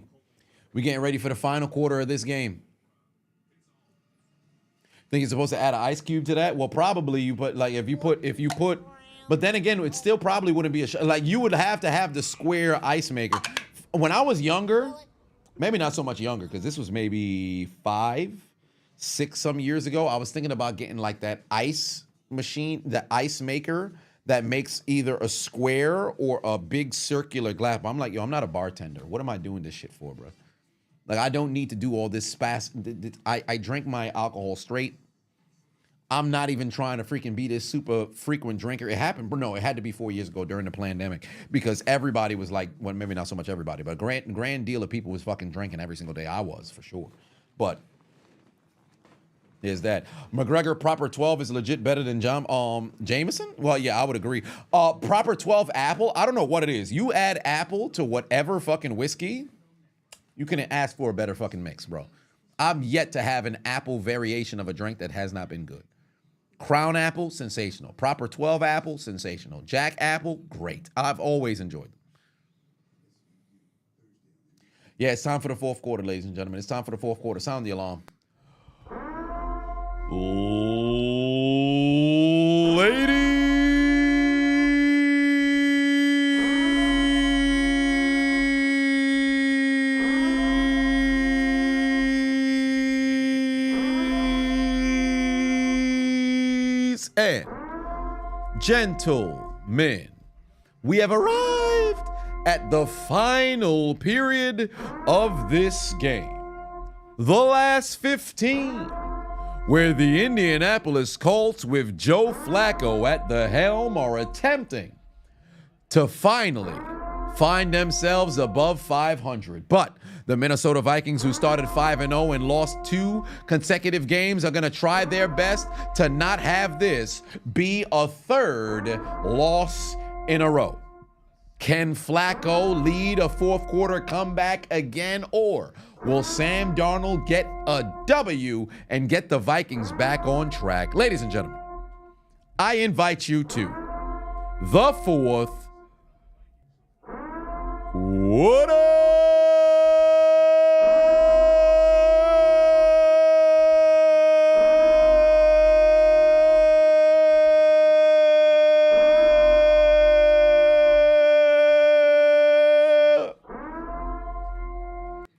Fourth quarter, four is up. Darian Pafabon said, you spitting. Just had the sweet apple cider with the bourbon. Great stuff, man. Great stuff. But people got to make sure they drink in moderation. Don't be doing too doggone much. Some people be doing too doggone much, messing around and putting their liver into purgatory. Make sure you drinking enough water. Make sure you exercising, because at the end of the day, call it what it is, putting alcohol in your body, that is indeed some, variation of poison. That's just the reality of the situation. So I'm no fool about it. That's a false start. This is going to back him up an additional 5 yards. It's fixing to be 2nd and fucking 30 right now. 2nd and 30 right now.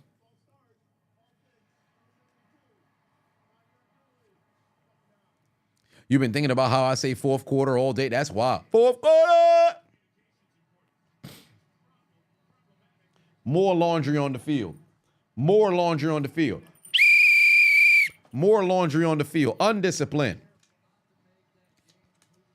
Undisciplined. Oh, I got to call the IRS in the morning. They playing with me. Somebody about to get in line. Can't say that in public. 2nd, oh my God, another false start. They didn't call it. Flacco gonna air it out. Got a man. Oh, he didn't get his feet down in time. He didn't get his feet down. He did not get his feet down. I don't know if Mitchell got his feet down. I don't know if Mitchell got his feet down. They better hurry up to the line. They better hurry up to the line. I don't know if Mitchell got his feet down. One toe. Oh, that's two toes. Oh, my God. He really got them down. Well, 2 feet, not 2 toes. I can't believe. Incredible. How the fuck did he get that foot down? What? Wow. Adonis Mitchell, what a fucking catch. What a catch. 3rd and 8. They're back in field goal range for all intents and purposes. Here we go. Flacco airing it out. 4th quarter. Flacco. No, it's an interception picked off Byron Murphy. Back-to-back primetime games. Byron Murphy with an interception. Oh, my God. Fucking Joe Flacco threw that shit telegraphed in a motherfucker. God damn it, Flacco. God damn it, Flacco. God damn it, Flacco. Telegraphed in a motherfucker. Interception, Byron Murphy. Look at Flacco's face. Oh, motherfucker. What an interception over there by Murphy. That's how you make a play. That's how you make a play. Come on, Joe. Come on, Joe. Meanwhile, Anthony Richardson on the sideline like...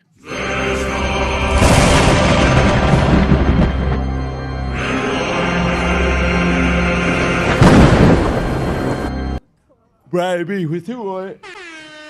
Said Flacco handing out donations and all kinds of gifts. Ain't that the truth? Ain't that the truth? Oh, my Lord. Right now, damn, I done clicked it too soon. Right now, the Colts is hitting themselves like... Oh! Yeah, they having a bad time right now. They having a bad time right now. They having a bad time right now. Colts getting dealt with. That offense is doing a whole lot of nothing. That offense has produced a whole lot of nothing. Still haven't been able to generate any points with that Colts offense. Still hasn't been able to generate points with that Colts offense. What's happening to the Colts offense? Oh! Yeah, they ain't doing a goddamn thing right now. Oh my God. Colts offense looking absolute ass. Rock steady. You could tell who I am from the back because it's hit. All right, but Colts offense ain't got nothing going on right now. Them boys got to wake up expeditiously. They got to wake up. Them boys got to wake up expeditiously. Somebody tell them to go out there and start making some plays, man. Because it's fixing to be a long night. It's fixing to be a long night.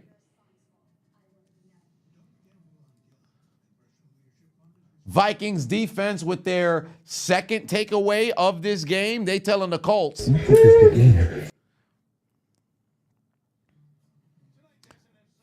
the IRS I'm being stalked by scammers saying that I owe student loans. Nah, they going to mess around and play some games. But they are playing. Do I have number? Nah, I'm not gonna do that. I'm not gonna do that. That'd be kind of crazy. Put that on. But yeah, they playing with your boy. I'll tell you that much. Oh my God, Sam Darnold just gave the ball back. Sam Darnold just gave the ball back. Threw the ball straight to Indianapolis. They got another. Oh my Lord, back-to-back plays. Both quarterbacks giving out gifts and donations. Sam Darnold just turned it over right back. Oh, my God. Cross just messed around and caught a pick. We just saw a turnover, and Flacco is right back on the field. Both these quarterbacks is giving out what? Nothing but... Donations. Donations. Donations. Donations. Donations. Donations. Gifts. Gifts. Gifts. More gifts. More gifts. More gifts. More gifts.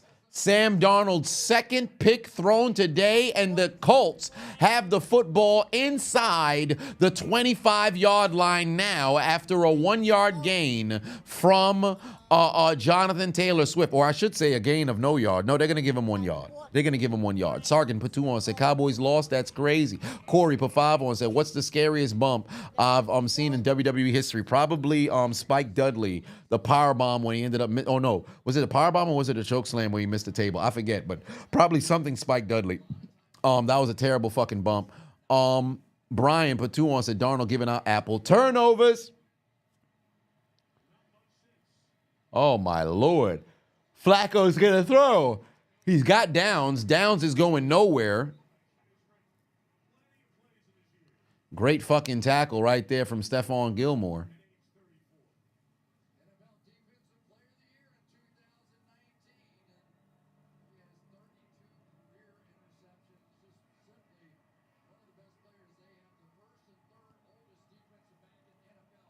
God damn, Stephon Gilmore, bushy-ass fucking brows on his photo.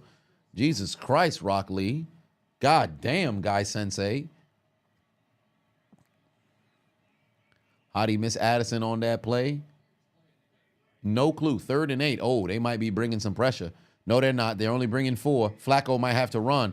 He throws across his body.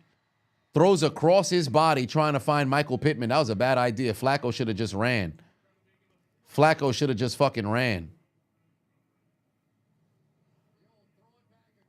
Joe Flacco versus Stephon Gilmore. Winner gets the prune juice. Flacco should have fucking just ran. Yep. Flacco old ass should have just ran.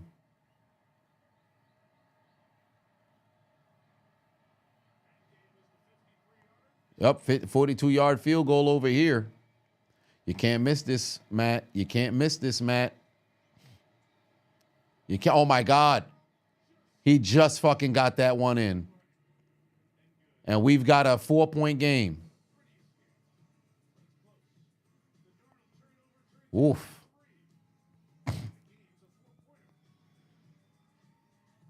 You need more Justin Jefferson yards. Oh, you must have that man on your fantasy. He's got 7 catches, 137 yards.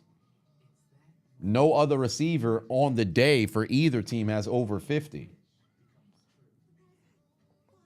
Old man can't run. And I mean, he could run right behind Jonathan Taylor as a lead blocker.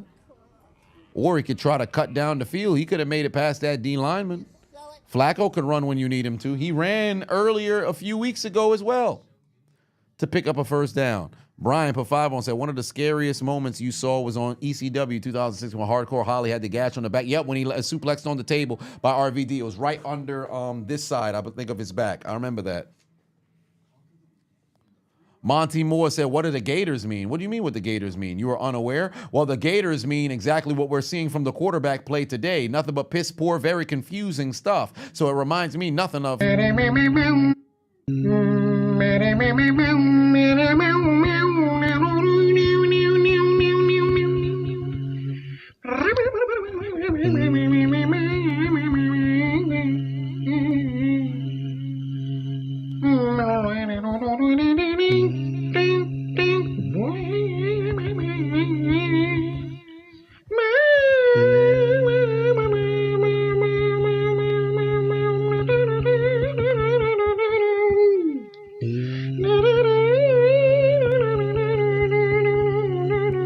Yeah, the music definitely makes it funnier. There's another one where if you Google it on, not Google it, but you find it on TikTok, they have a different music. So I'm glad that the original music was utilized when I found it on Twitter. Although I can't say original because that's when I found it on Twitter. But whenever I saw people constantly posting it on Twitter, that was the music that was there. So I'm glad I grabbed it when I did. Like I don't know if people use Twitter like I do. Like it never dawned on me of what the bookmark was, so I never used it.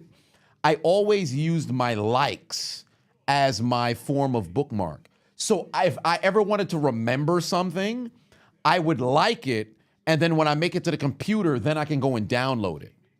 So like if likes were still public, my likes on Twitter is fucking crazy. Like if I see something that's funny, bam, I'll like it doesn't matter what the fucking, maybe not so much it doesn't matter what the tweak's attached to.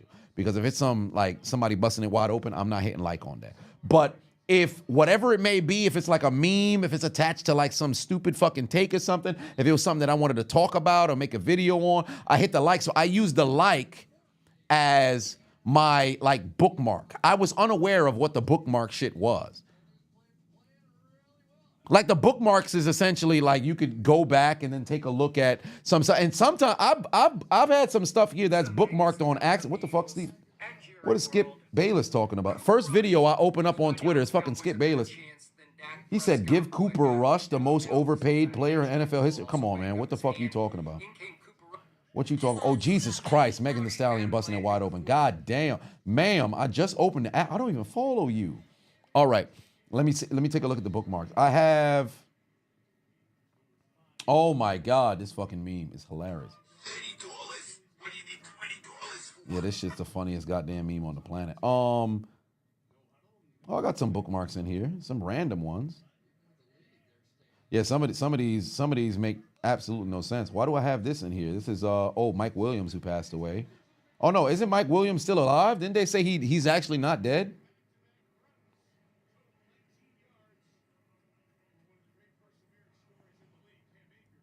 Oh, he did die. Shit. Okay.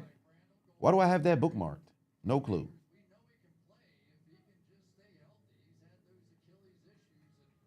Yeah, I have some random things that's over here. Like I got maybe 12 bookmarks that I ever had bookmarked. I have one bookmark that said, who's got that one Pokemon clip? I have one bookmark that says, who's got that one Pokemon clip? And they have a fat ass Pikachu in here. And it just zooms in on a Pikachu in a chair. Oh, it's a spinning Pikachu on a chair. I've never there's no reason for me to have this bookmark. But it's bookmarked. Like there's some things that are bookmarked by accident. So I have no clue how that works. It's a spinning goddamn chair with a Pikachu on there. There's no reason for me to have there's times in which I may have clicked the fucking bookmark or some shit like that, but no, there's a different Mike Williams. The old Mike Williams. The old Mike Williams.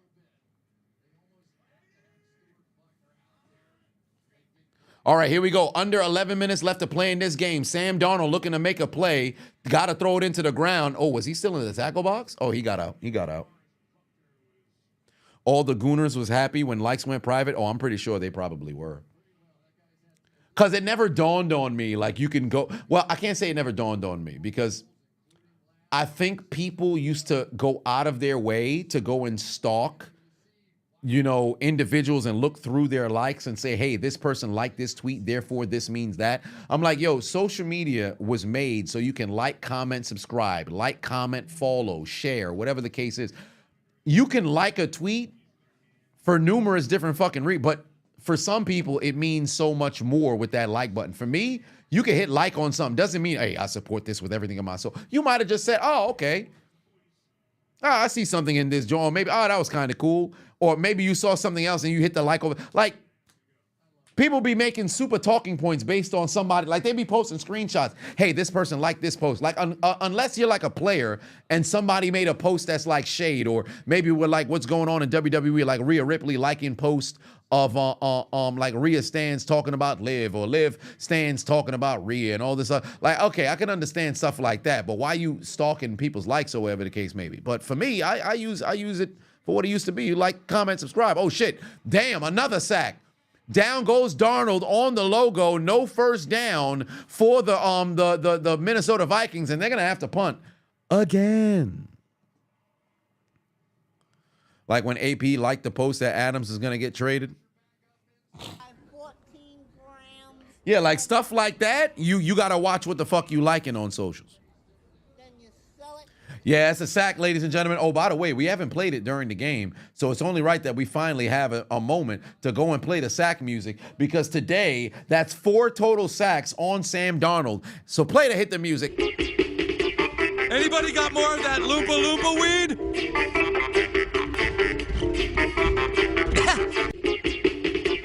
Anybody got more of that Loompa Loompa weed?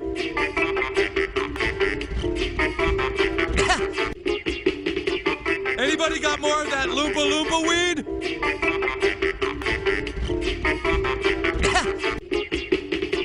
Anybody got more of that Loompa Loompa weed?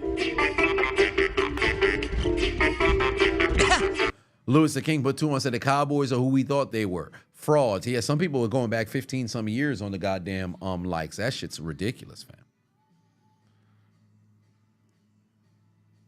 After watching this game, you want some Loompa Loompa weed.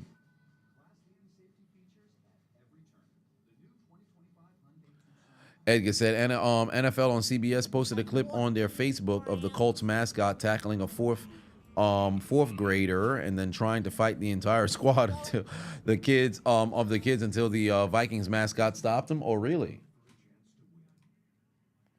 Let me see. Colts. Isn't that blue for the Colts mascot? I forget son's name. Let me see here. Oh, they had a fight that broke out. Okay, I got the video. Hold on, wait a minute. Let me drop this joint inside the chat. We're gonna watch it together in real time.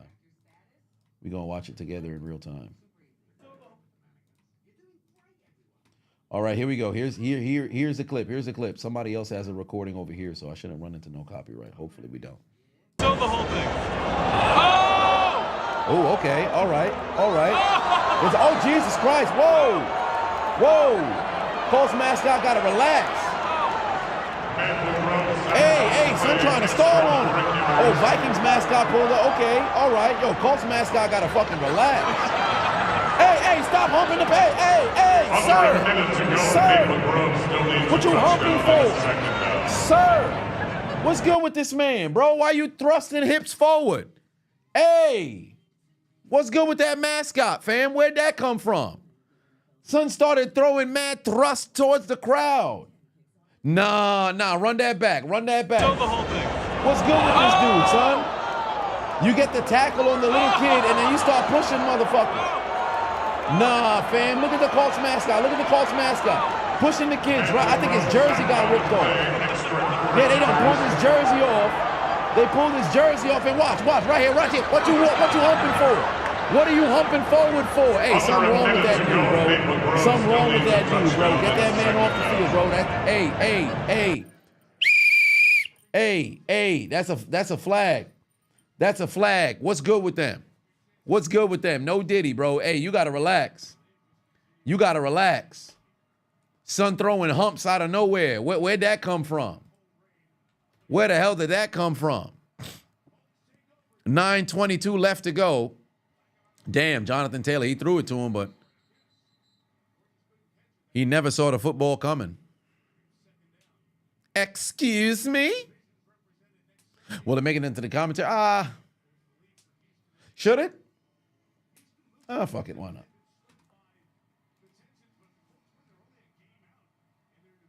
I'll add it in there.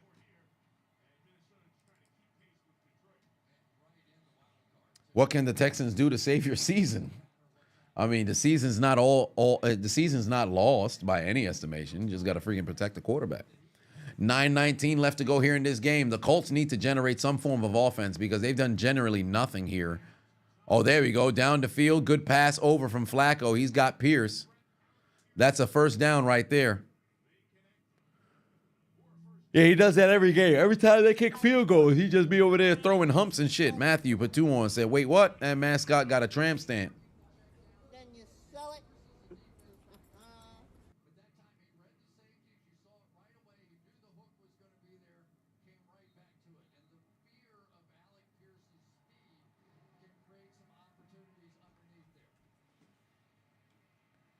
Oh, Lord.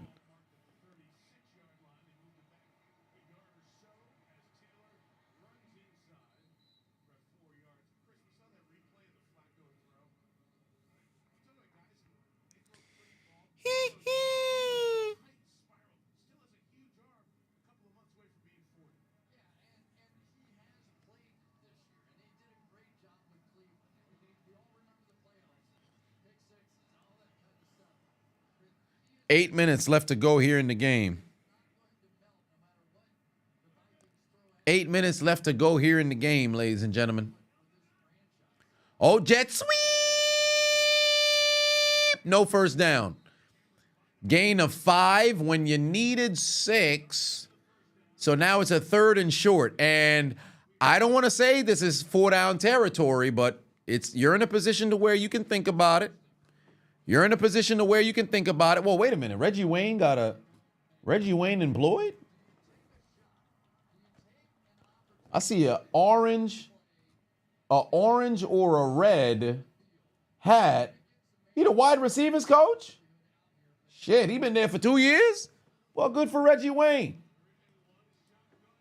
Oh, there you go, Jonathan Taylor. That's a first down. That's a first down. I don't got no pick'ems for this game. I'm relaxing for this weekend. Okay, Reggie Wayne, employed by the Colts. You love to see that. He's truly a Colt for life. He's truly a Colt for life.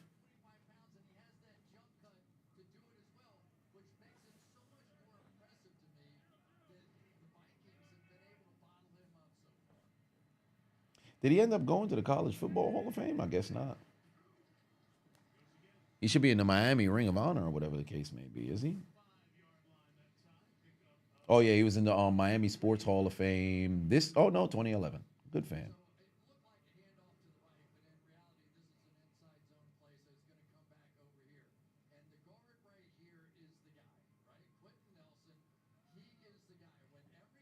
Flacco is 40 in January.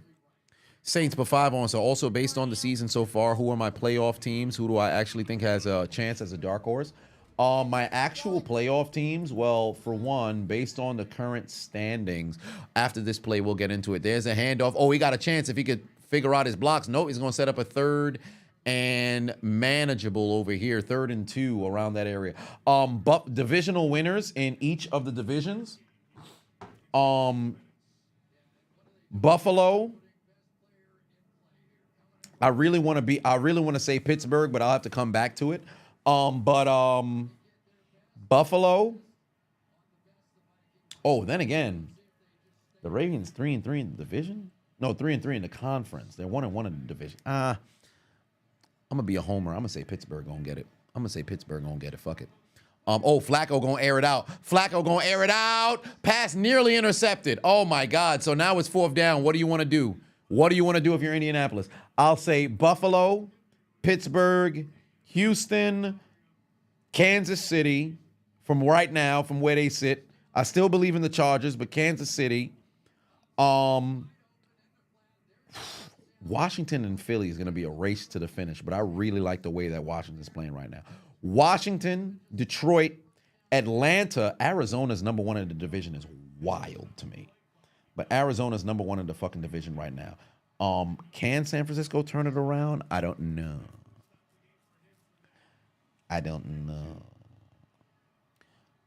Here we go. 4th and 2 here. 4th and 2 here. 4th and 2 here. All right. What you going to do, Flacco? Got a man, incomplete. Oh, my God. What a play made in time by Harrison Smith to go break that up, and the Colts fail to pick up the first down. I'm shocked they didn't consider trying to run it there on 3rd and 2 as well. They should have tried. If they knew they was going to go for it on 4th down, they should have tried to run it on 3rd. If you already know you going for it on 4th, you got to make sure you try to run it on 3rd. I always would rather be a bit conservative and try to run it on 3rd and short. If I know I'm going for it on 4th, then try to throw it on 3rd and then throw it again on 4th. That's always been me. No, is this game over? No, because the Colts defense has been playing very good. But dark horse, even though I think they can mess around and win the division, Pittsburgh. In the AFC, I would say Pittsburgh.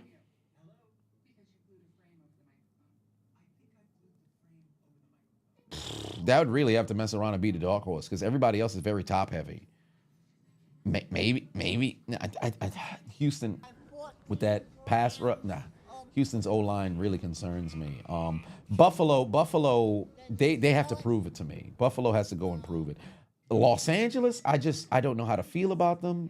There's really no. Pittsburgh's the only dark horse that's in the AFC.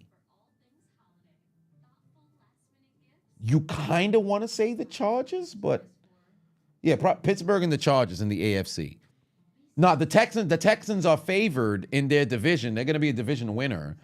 So I don't want to necessarily mess around and say a dark horse for the Texans because they anticipated the Texans would be good this year. The dark horse is kind of a team that's low key, that doesn't necessarily have high expectations, that could catch people off guard. No, the Jets have a very long, like the Jets have to work their way towards qualifying to be in that dark horse. It's still 3 games under 500, so we can't do that just yet. But in the NFC,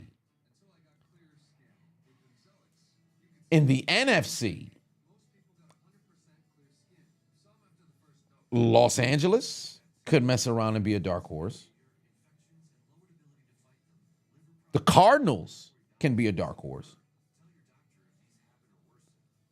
The Packers are right there with well, they're all the entirety of the NFC North is right there together. The Bears could mess around and be a dark horse if they could fucking not cost themselves 2 games. But well, they lost legitimately today, but last week they fucked themselves. They had the game in the bag and fucked themselves.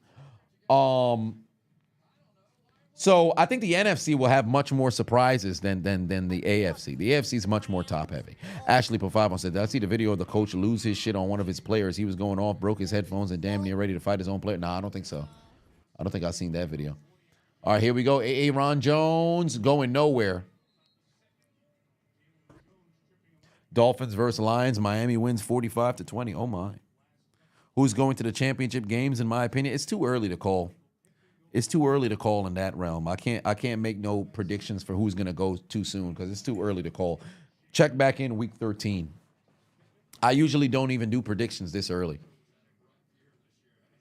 because we've just reached the midway of the season. We're starting to see teams fall into place for a certain degree. So once we get through November, once November gets concluded, that's when things start to shape up. Final 6 weeks of the season, you see what teams are essentially not mathematically completely eliminated. Oh, that's a big first down for Addison. Stay in bounds. There you go, because we're inside 5 minutes, and now you got to start to try to play the game. Slowly pick up some chunk yards here. Because believe it or not, if you mess around and you go too fast, you run plays way too fast, if they hold you to a field goal, you give them an opportunity to go down the field and try to tie up the game. So you got your first down. You're going to be now inside the 45. Take your time. Be inside the huddle, a little bit longer than you usually would. You're inside the 40. Take your time over here. Prioritize completion, stuff like that. Mind you, the game's not over, so don't just get so super, conservative here and there. But all right, Aaron Jones, there you go. Get down, get down, get down. Oh my God, he let himself get taken out of bounds. He picked up the first down, but he let himself get taken out of bounds. The fuck is you doing, bro? Drop yourself, bro. Drop yourself in bounds. What is you doing? That's good that he got a first down, but drop yourself in bounds, bro. Damn. Like, he kept driving him, but he should have dropped himself right there. He should have just fucking dropped himself. Set up like a second and inches. I'm all about getting the first down and everything of that nature, but bro, times like this, clock.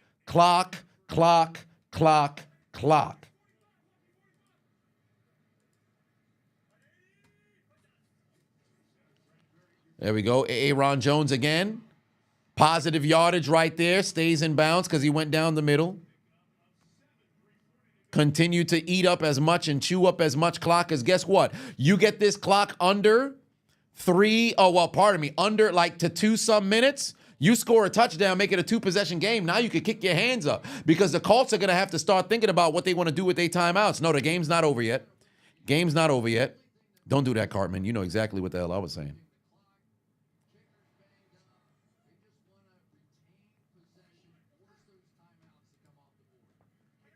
Tony Romo did a great job of detailing the importance of clock during the Ravens game. Indeed. Look at the vision of Aaron Jones. There you go. He's got enough for a first down. They might just mark him just a little short. Now you're going to see Indianapolis use a timeout over here. They're going to use a timeout north side of the 2-minute warning. It all depends on what they give him because if they don't mark it as a first down, this is actually worse. You better hope that there is a first down for Indianapolis' sake. If I was Indianapolis, I would hope it's a first down here. Oh, it's 3rd and inches. I wouldn't have used the timeout here. It's 3rd and inches. I wouldn't have used the timeout here. I would not have used a timeout here. I would have waited until 4th down and then used the timeout then.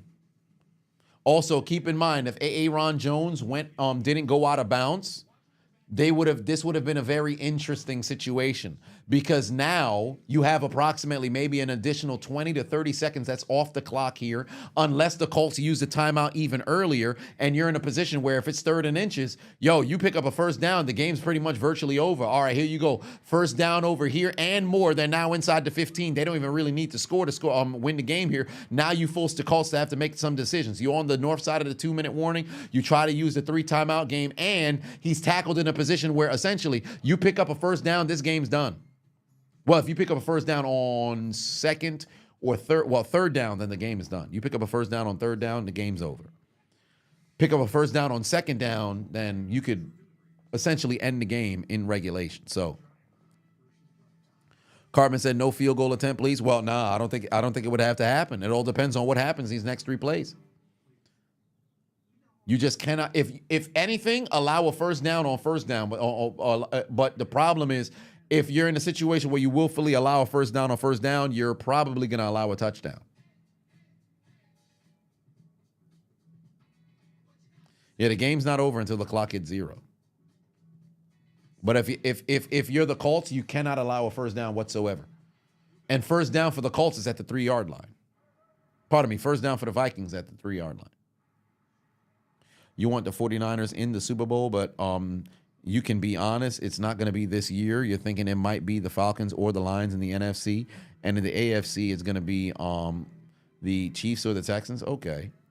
Remember, I predicted that the Falcons would represent the NFC in the NFC Championship, and I already said Detroit would mess around and make a I think I said Detroit wouldn't go back to the NFC Championship. I believe I said it would be what was it? I said Atlanta would definitely go, and then somebody else might represent in the NFC. I can't remember, but I'd have to see. Because once it's right before the Super Bowl, I'm gonna revisit my hot takes video. Right before the Super Bowl, I'm gonna revisit my hot takes video. So I can't remember. Yeah, the Patriots are ass. They're done. But Drake May is promising, and they should be happy about his performances.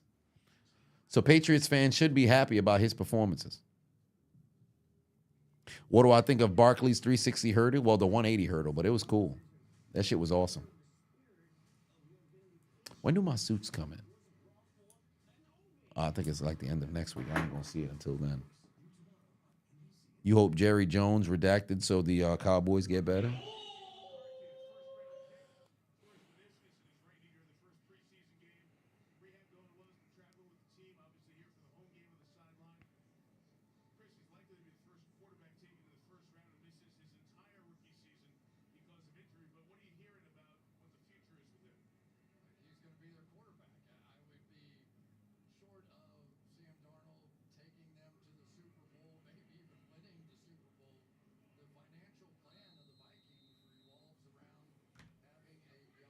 Nick Chubb to Dallas trade.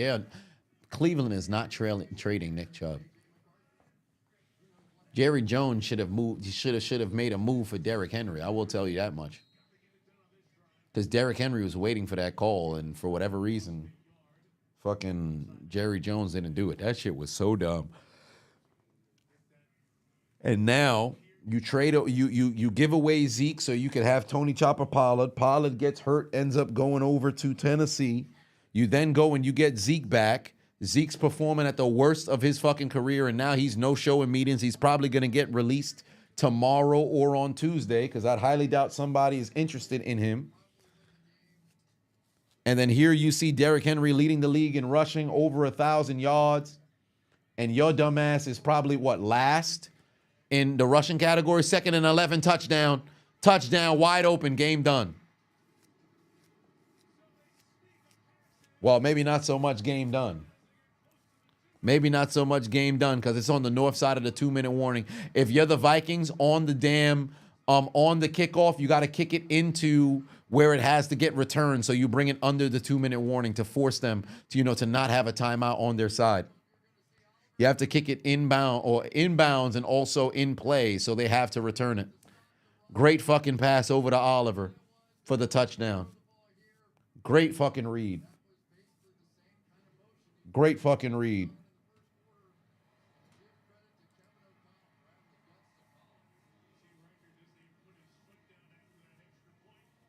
Yeah, Derrick Henry's got 1,052 yards on the year, only in 9 games. What a performance. 11 touchdowns on the ground, 2 through the air. I think he's leading the league in touchdowns. Yup, that's a big-time lead, double-digit lead for Minnesota! But crazier things have happened, but now the Vikings have a 2-possession lead. There you go.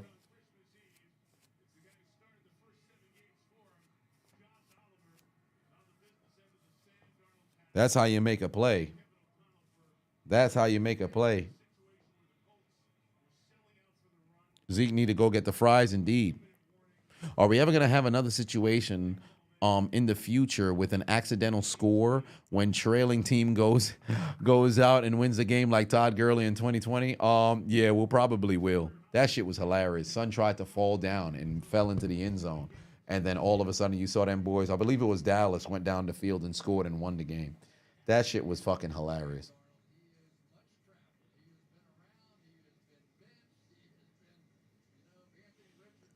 With those terrible red and black Falcons jerseys. I hope they never wear them shits again.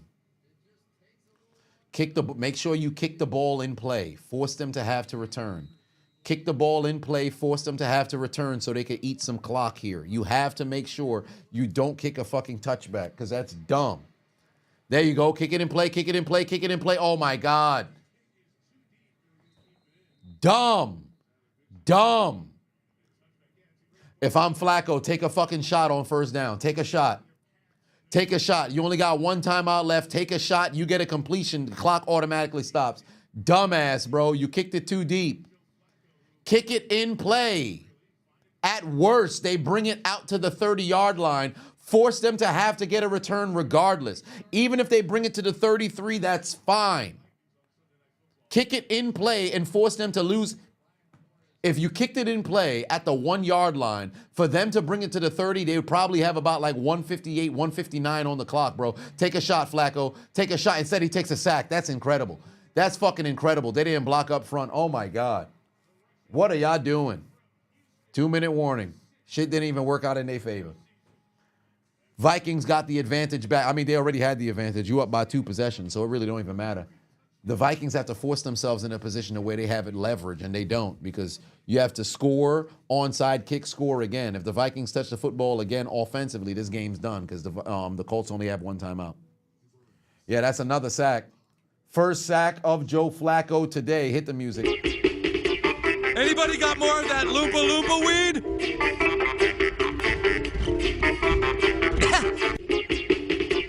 Anybody got more of that Loompa Loompa weed?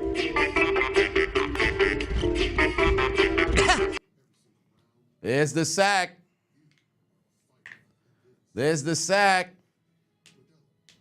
Darnell says protect May and have him learn on the bench and build a team around the position of May. I disagree. Leave May on the game right now. Initially, you was going to have him behind Jacoby Brissett and have him learn, but right now, Drake May's playing good football.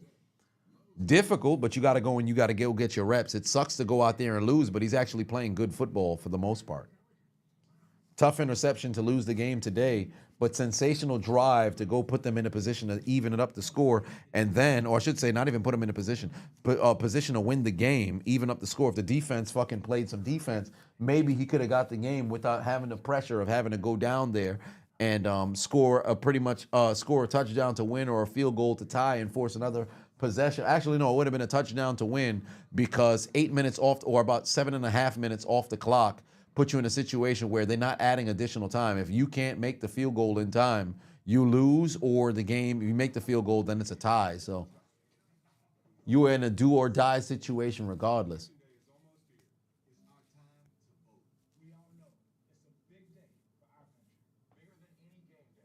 Patriots defense ass indeed. Do I think Flacco will be on the bench next week? After this performance, I'm not going to hold you. Yeah. After this performance, they might consider it. But at the same time, it wasn't like Anthony Richardson was playing lights out. He wasn't. Then you sell He it. wasn't. So you're in a very interesting situation because you got Buffalo next week, and you're going to need offense. You got Buffalo next week, and you're going to need offense. Because I think through 5 games for Flacco, 6 games for Richardson, their stats are, not that far apart. I think Flacco has less turnovers than Richardson, though. Yeah, I think. Let me see. Flacco in 4 games, well now 5. He has what, 130 something on the day? Oh my God, he took another sack. I think they've just been sacked nearly the same. Hit the music. Anybody got more of that Loompa Loompa weed?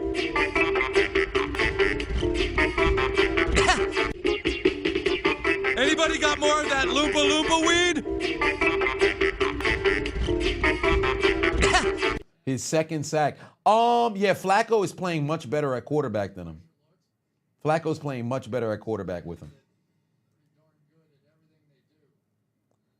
Yeah. And if you take a look at their W's, Richardson was there for their first win.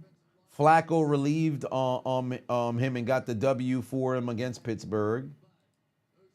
Game against Tennessee, that was Flacco. Dump off, get out of bounds, oh my God, this motherfucker slipped inside, trying to get more yardage and shit. Get your ass out of bounds. Win against Miami, I believe that was Richardson. So they got what, the same amount of wins? Same amount of losses? Fourth and 13 here. This is the game. This is the game. Nobody fucking blocked. There's the pass. Downs held the football. Get down there. Get down there. Get down there. Spike the ball. Spike the ball. Spike the ball, Flacco. Spike the ball. Spike the ball. Spike the ball. You need time here. You don't want to risk a negative play. Oh, Lord. They got to hurry. They got to hurry because you down by 2 scores here. I would have spiked the ball. Instead, you take a sack. Another one. Hit the music. Anybody got more of that Loompa Loompa weed?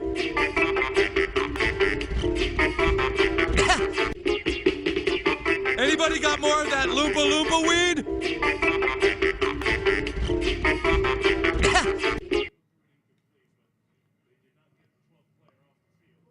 Yeah, they did that to get the 12-man off the field. Okay.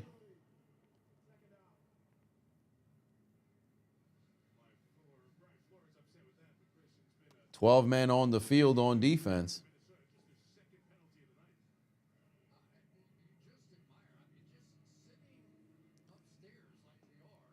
Sierra celebrating already. Said, pack that old man up.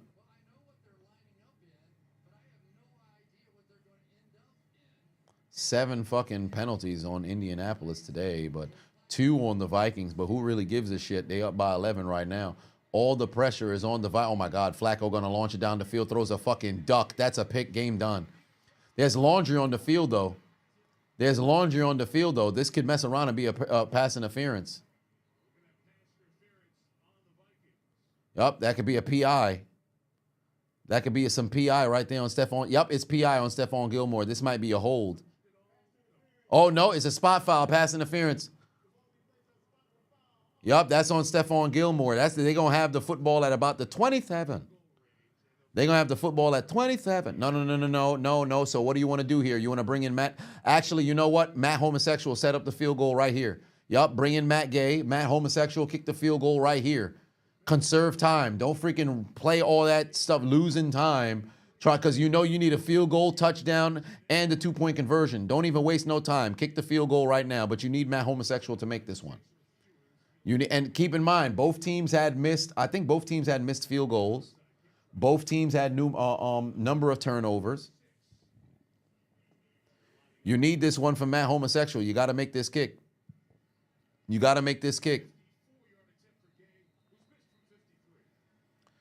He missed from 53 earlier. It's 54-yard field goal. This is essentially it right here. He misses this. This game is done. Here we go.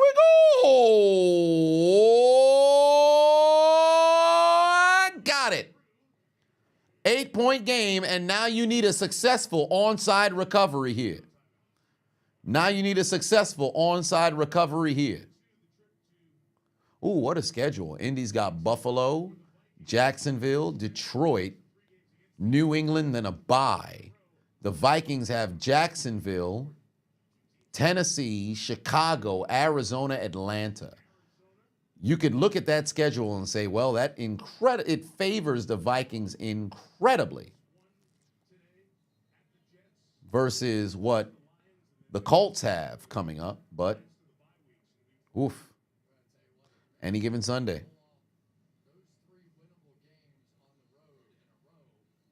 You hate how you have to announce the onside kick now? I hate it too. Like, obviously, in positions like this, it's obvious, but I hate the fact that you have to announce it. I can't stand it. I was going to do a whole piece on, remember when we were live and they were talking about, like, yo, you only get limited to 2 onside kicks? And the commentators mentioned it, and I actually was getting ready to start. No, I think I actually did record something in the commentary. And then I said, you know what, let me search this one more time. And then I guess they had a confirmation article on, no, you could have unlimited onside kicks. You just have to announce it or whatever the case was. I went back and I listened to the Dallas one, and they kicked it deep hoping they could get a stop. So I said, okay, I thought they had the rule that prevented them. And in the Tampa Bay game, the commentators kept mentioning, like, yo, you only get 2 kicks, you only get 2 kicks. But I hate this announcing bullshit, because if I wanted to run a surprise onside kick like Sean Payton did in the Super Bowl, I can't do that shit. It's fucking stupid. Vikings going 8-9 or 9-8. The Vikings the rest of the way are, let me see, the Vikings the rest of the way: Jacksonville, Tennessee, Chicago, Arizona, Atlanta, Chicago, Seattle, Green Bay, Detroit. I think they get Jacksonville, no problem. They get Tennessee, no problem. That would now put them at 8-2. Arizona's a tricky one. Arizona's a tricky one. I think Arizona gets them. Believe it or not, I think Atlanta gets them.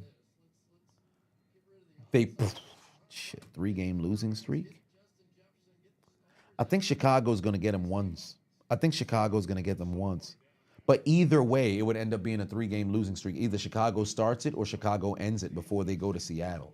I think they can get Seattle on the road, but then Green Bay, Detroit at the end of the season is going to make or break it. I think they're a 10-7 football team. We'll have to see, but it's any given Sunday. You never know. Oh, wow. He get the bounce. Oh, my God. Wow. Oh, Lord. He couldn't get it. Alec Pierce tried to hit this man upside the head, but Justin Jefferson said, fuck that. Bye-bye. Bye-bye. Game done. Justin Jefferson, all team hands, able to get the football and end this game. Alec Pierce was right there. Great fucking onside kick. Pierce fucked up. He should have went and laid out Justin Jefferson. You got to go and lay his ass out. Pierce fucked up. He was supposed to be there for the return. You should have put your shoulder right through him. Come on. You got to put that shoulder pad into him. Game done, though. This is our Colts. This is our team. We bleed blue. This is our Colts. Whether win or lose, that's exactly what the fuck's happening here tonight, because the Minnesota Vikings done came out here. You stepped onto Minneapolis on the grounds of what team? Minnesota! And they said, this is our Colts, this is our team. Get out your motherfucking Metro cards and head down to the hot station and get aboard the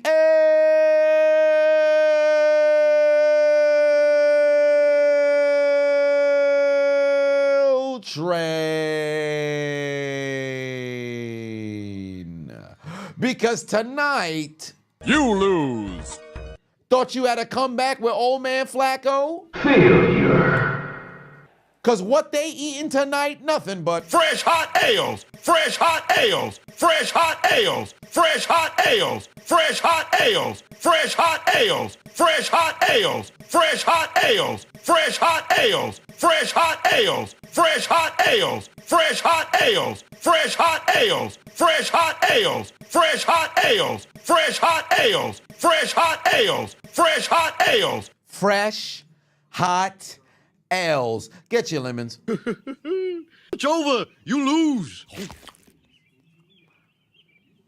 Pack them boys up. Vikings are back on track with a big W on Sunday Night Football. Great W for the Vikings as the Colts take a loss and unfortunately now drop under 500. So Week 10 and moving forward is going to be very interesting as things continue to shape up in the NFL. We are more than midway through the season next week moving forward. But congratulations to the Vikings. The Purple People Eaters got themselves a W. No longer do you guys mess around and have 2-game losing streaks. It will not become 3. It is snapped at 2, and you guys got a double U. You should be very happy about that. Tomorrow we go in live Monday Night Football. Am I gonna go live early and play some games? I might not. Pondering whether I should, but I might not. I might want to record a few other videos, and going live and playing them goddamn games, sometimes it can be a bit time consuming. It all depends on how soon things get taken care of. So we shall see. But we're definitely going live tomorrow night. So stay tuned for that. I believe tomorrow's game is the Kansas City Chiefs taking on the Tampa Bay Buccaneers. And believe it or not, in my opinion, the Bucs, it's not do or die, but for the Bucs, they've got to,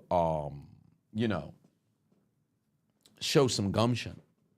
Super Bowl 55 rematch indeed, but I don't see Brady on that sideline. So we shall see how things mess around and play out one way or another. I appreciate y'all tuning into the stream. We had a fun one today. Big shout out to everybody who done hit that donation. Twitch and YouTube was both jumping all night. So that's big W to you guys. Make sure you pat yourselves on the back for keeping the vibes here today. But last but not least, big W over to who? Minnesota! As they took care of business and got themselves a W. Y'all have yourselves a very good night. I will see you tomorrow evening. Eddie, take us out. Good night. Suck my dick. Bye-bye.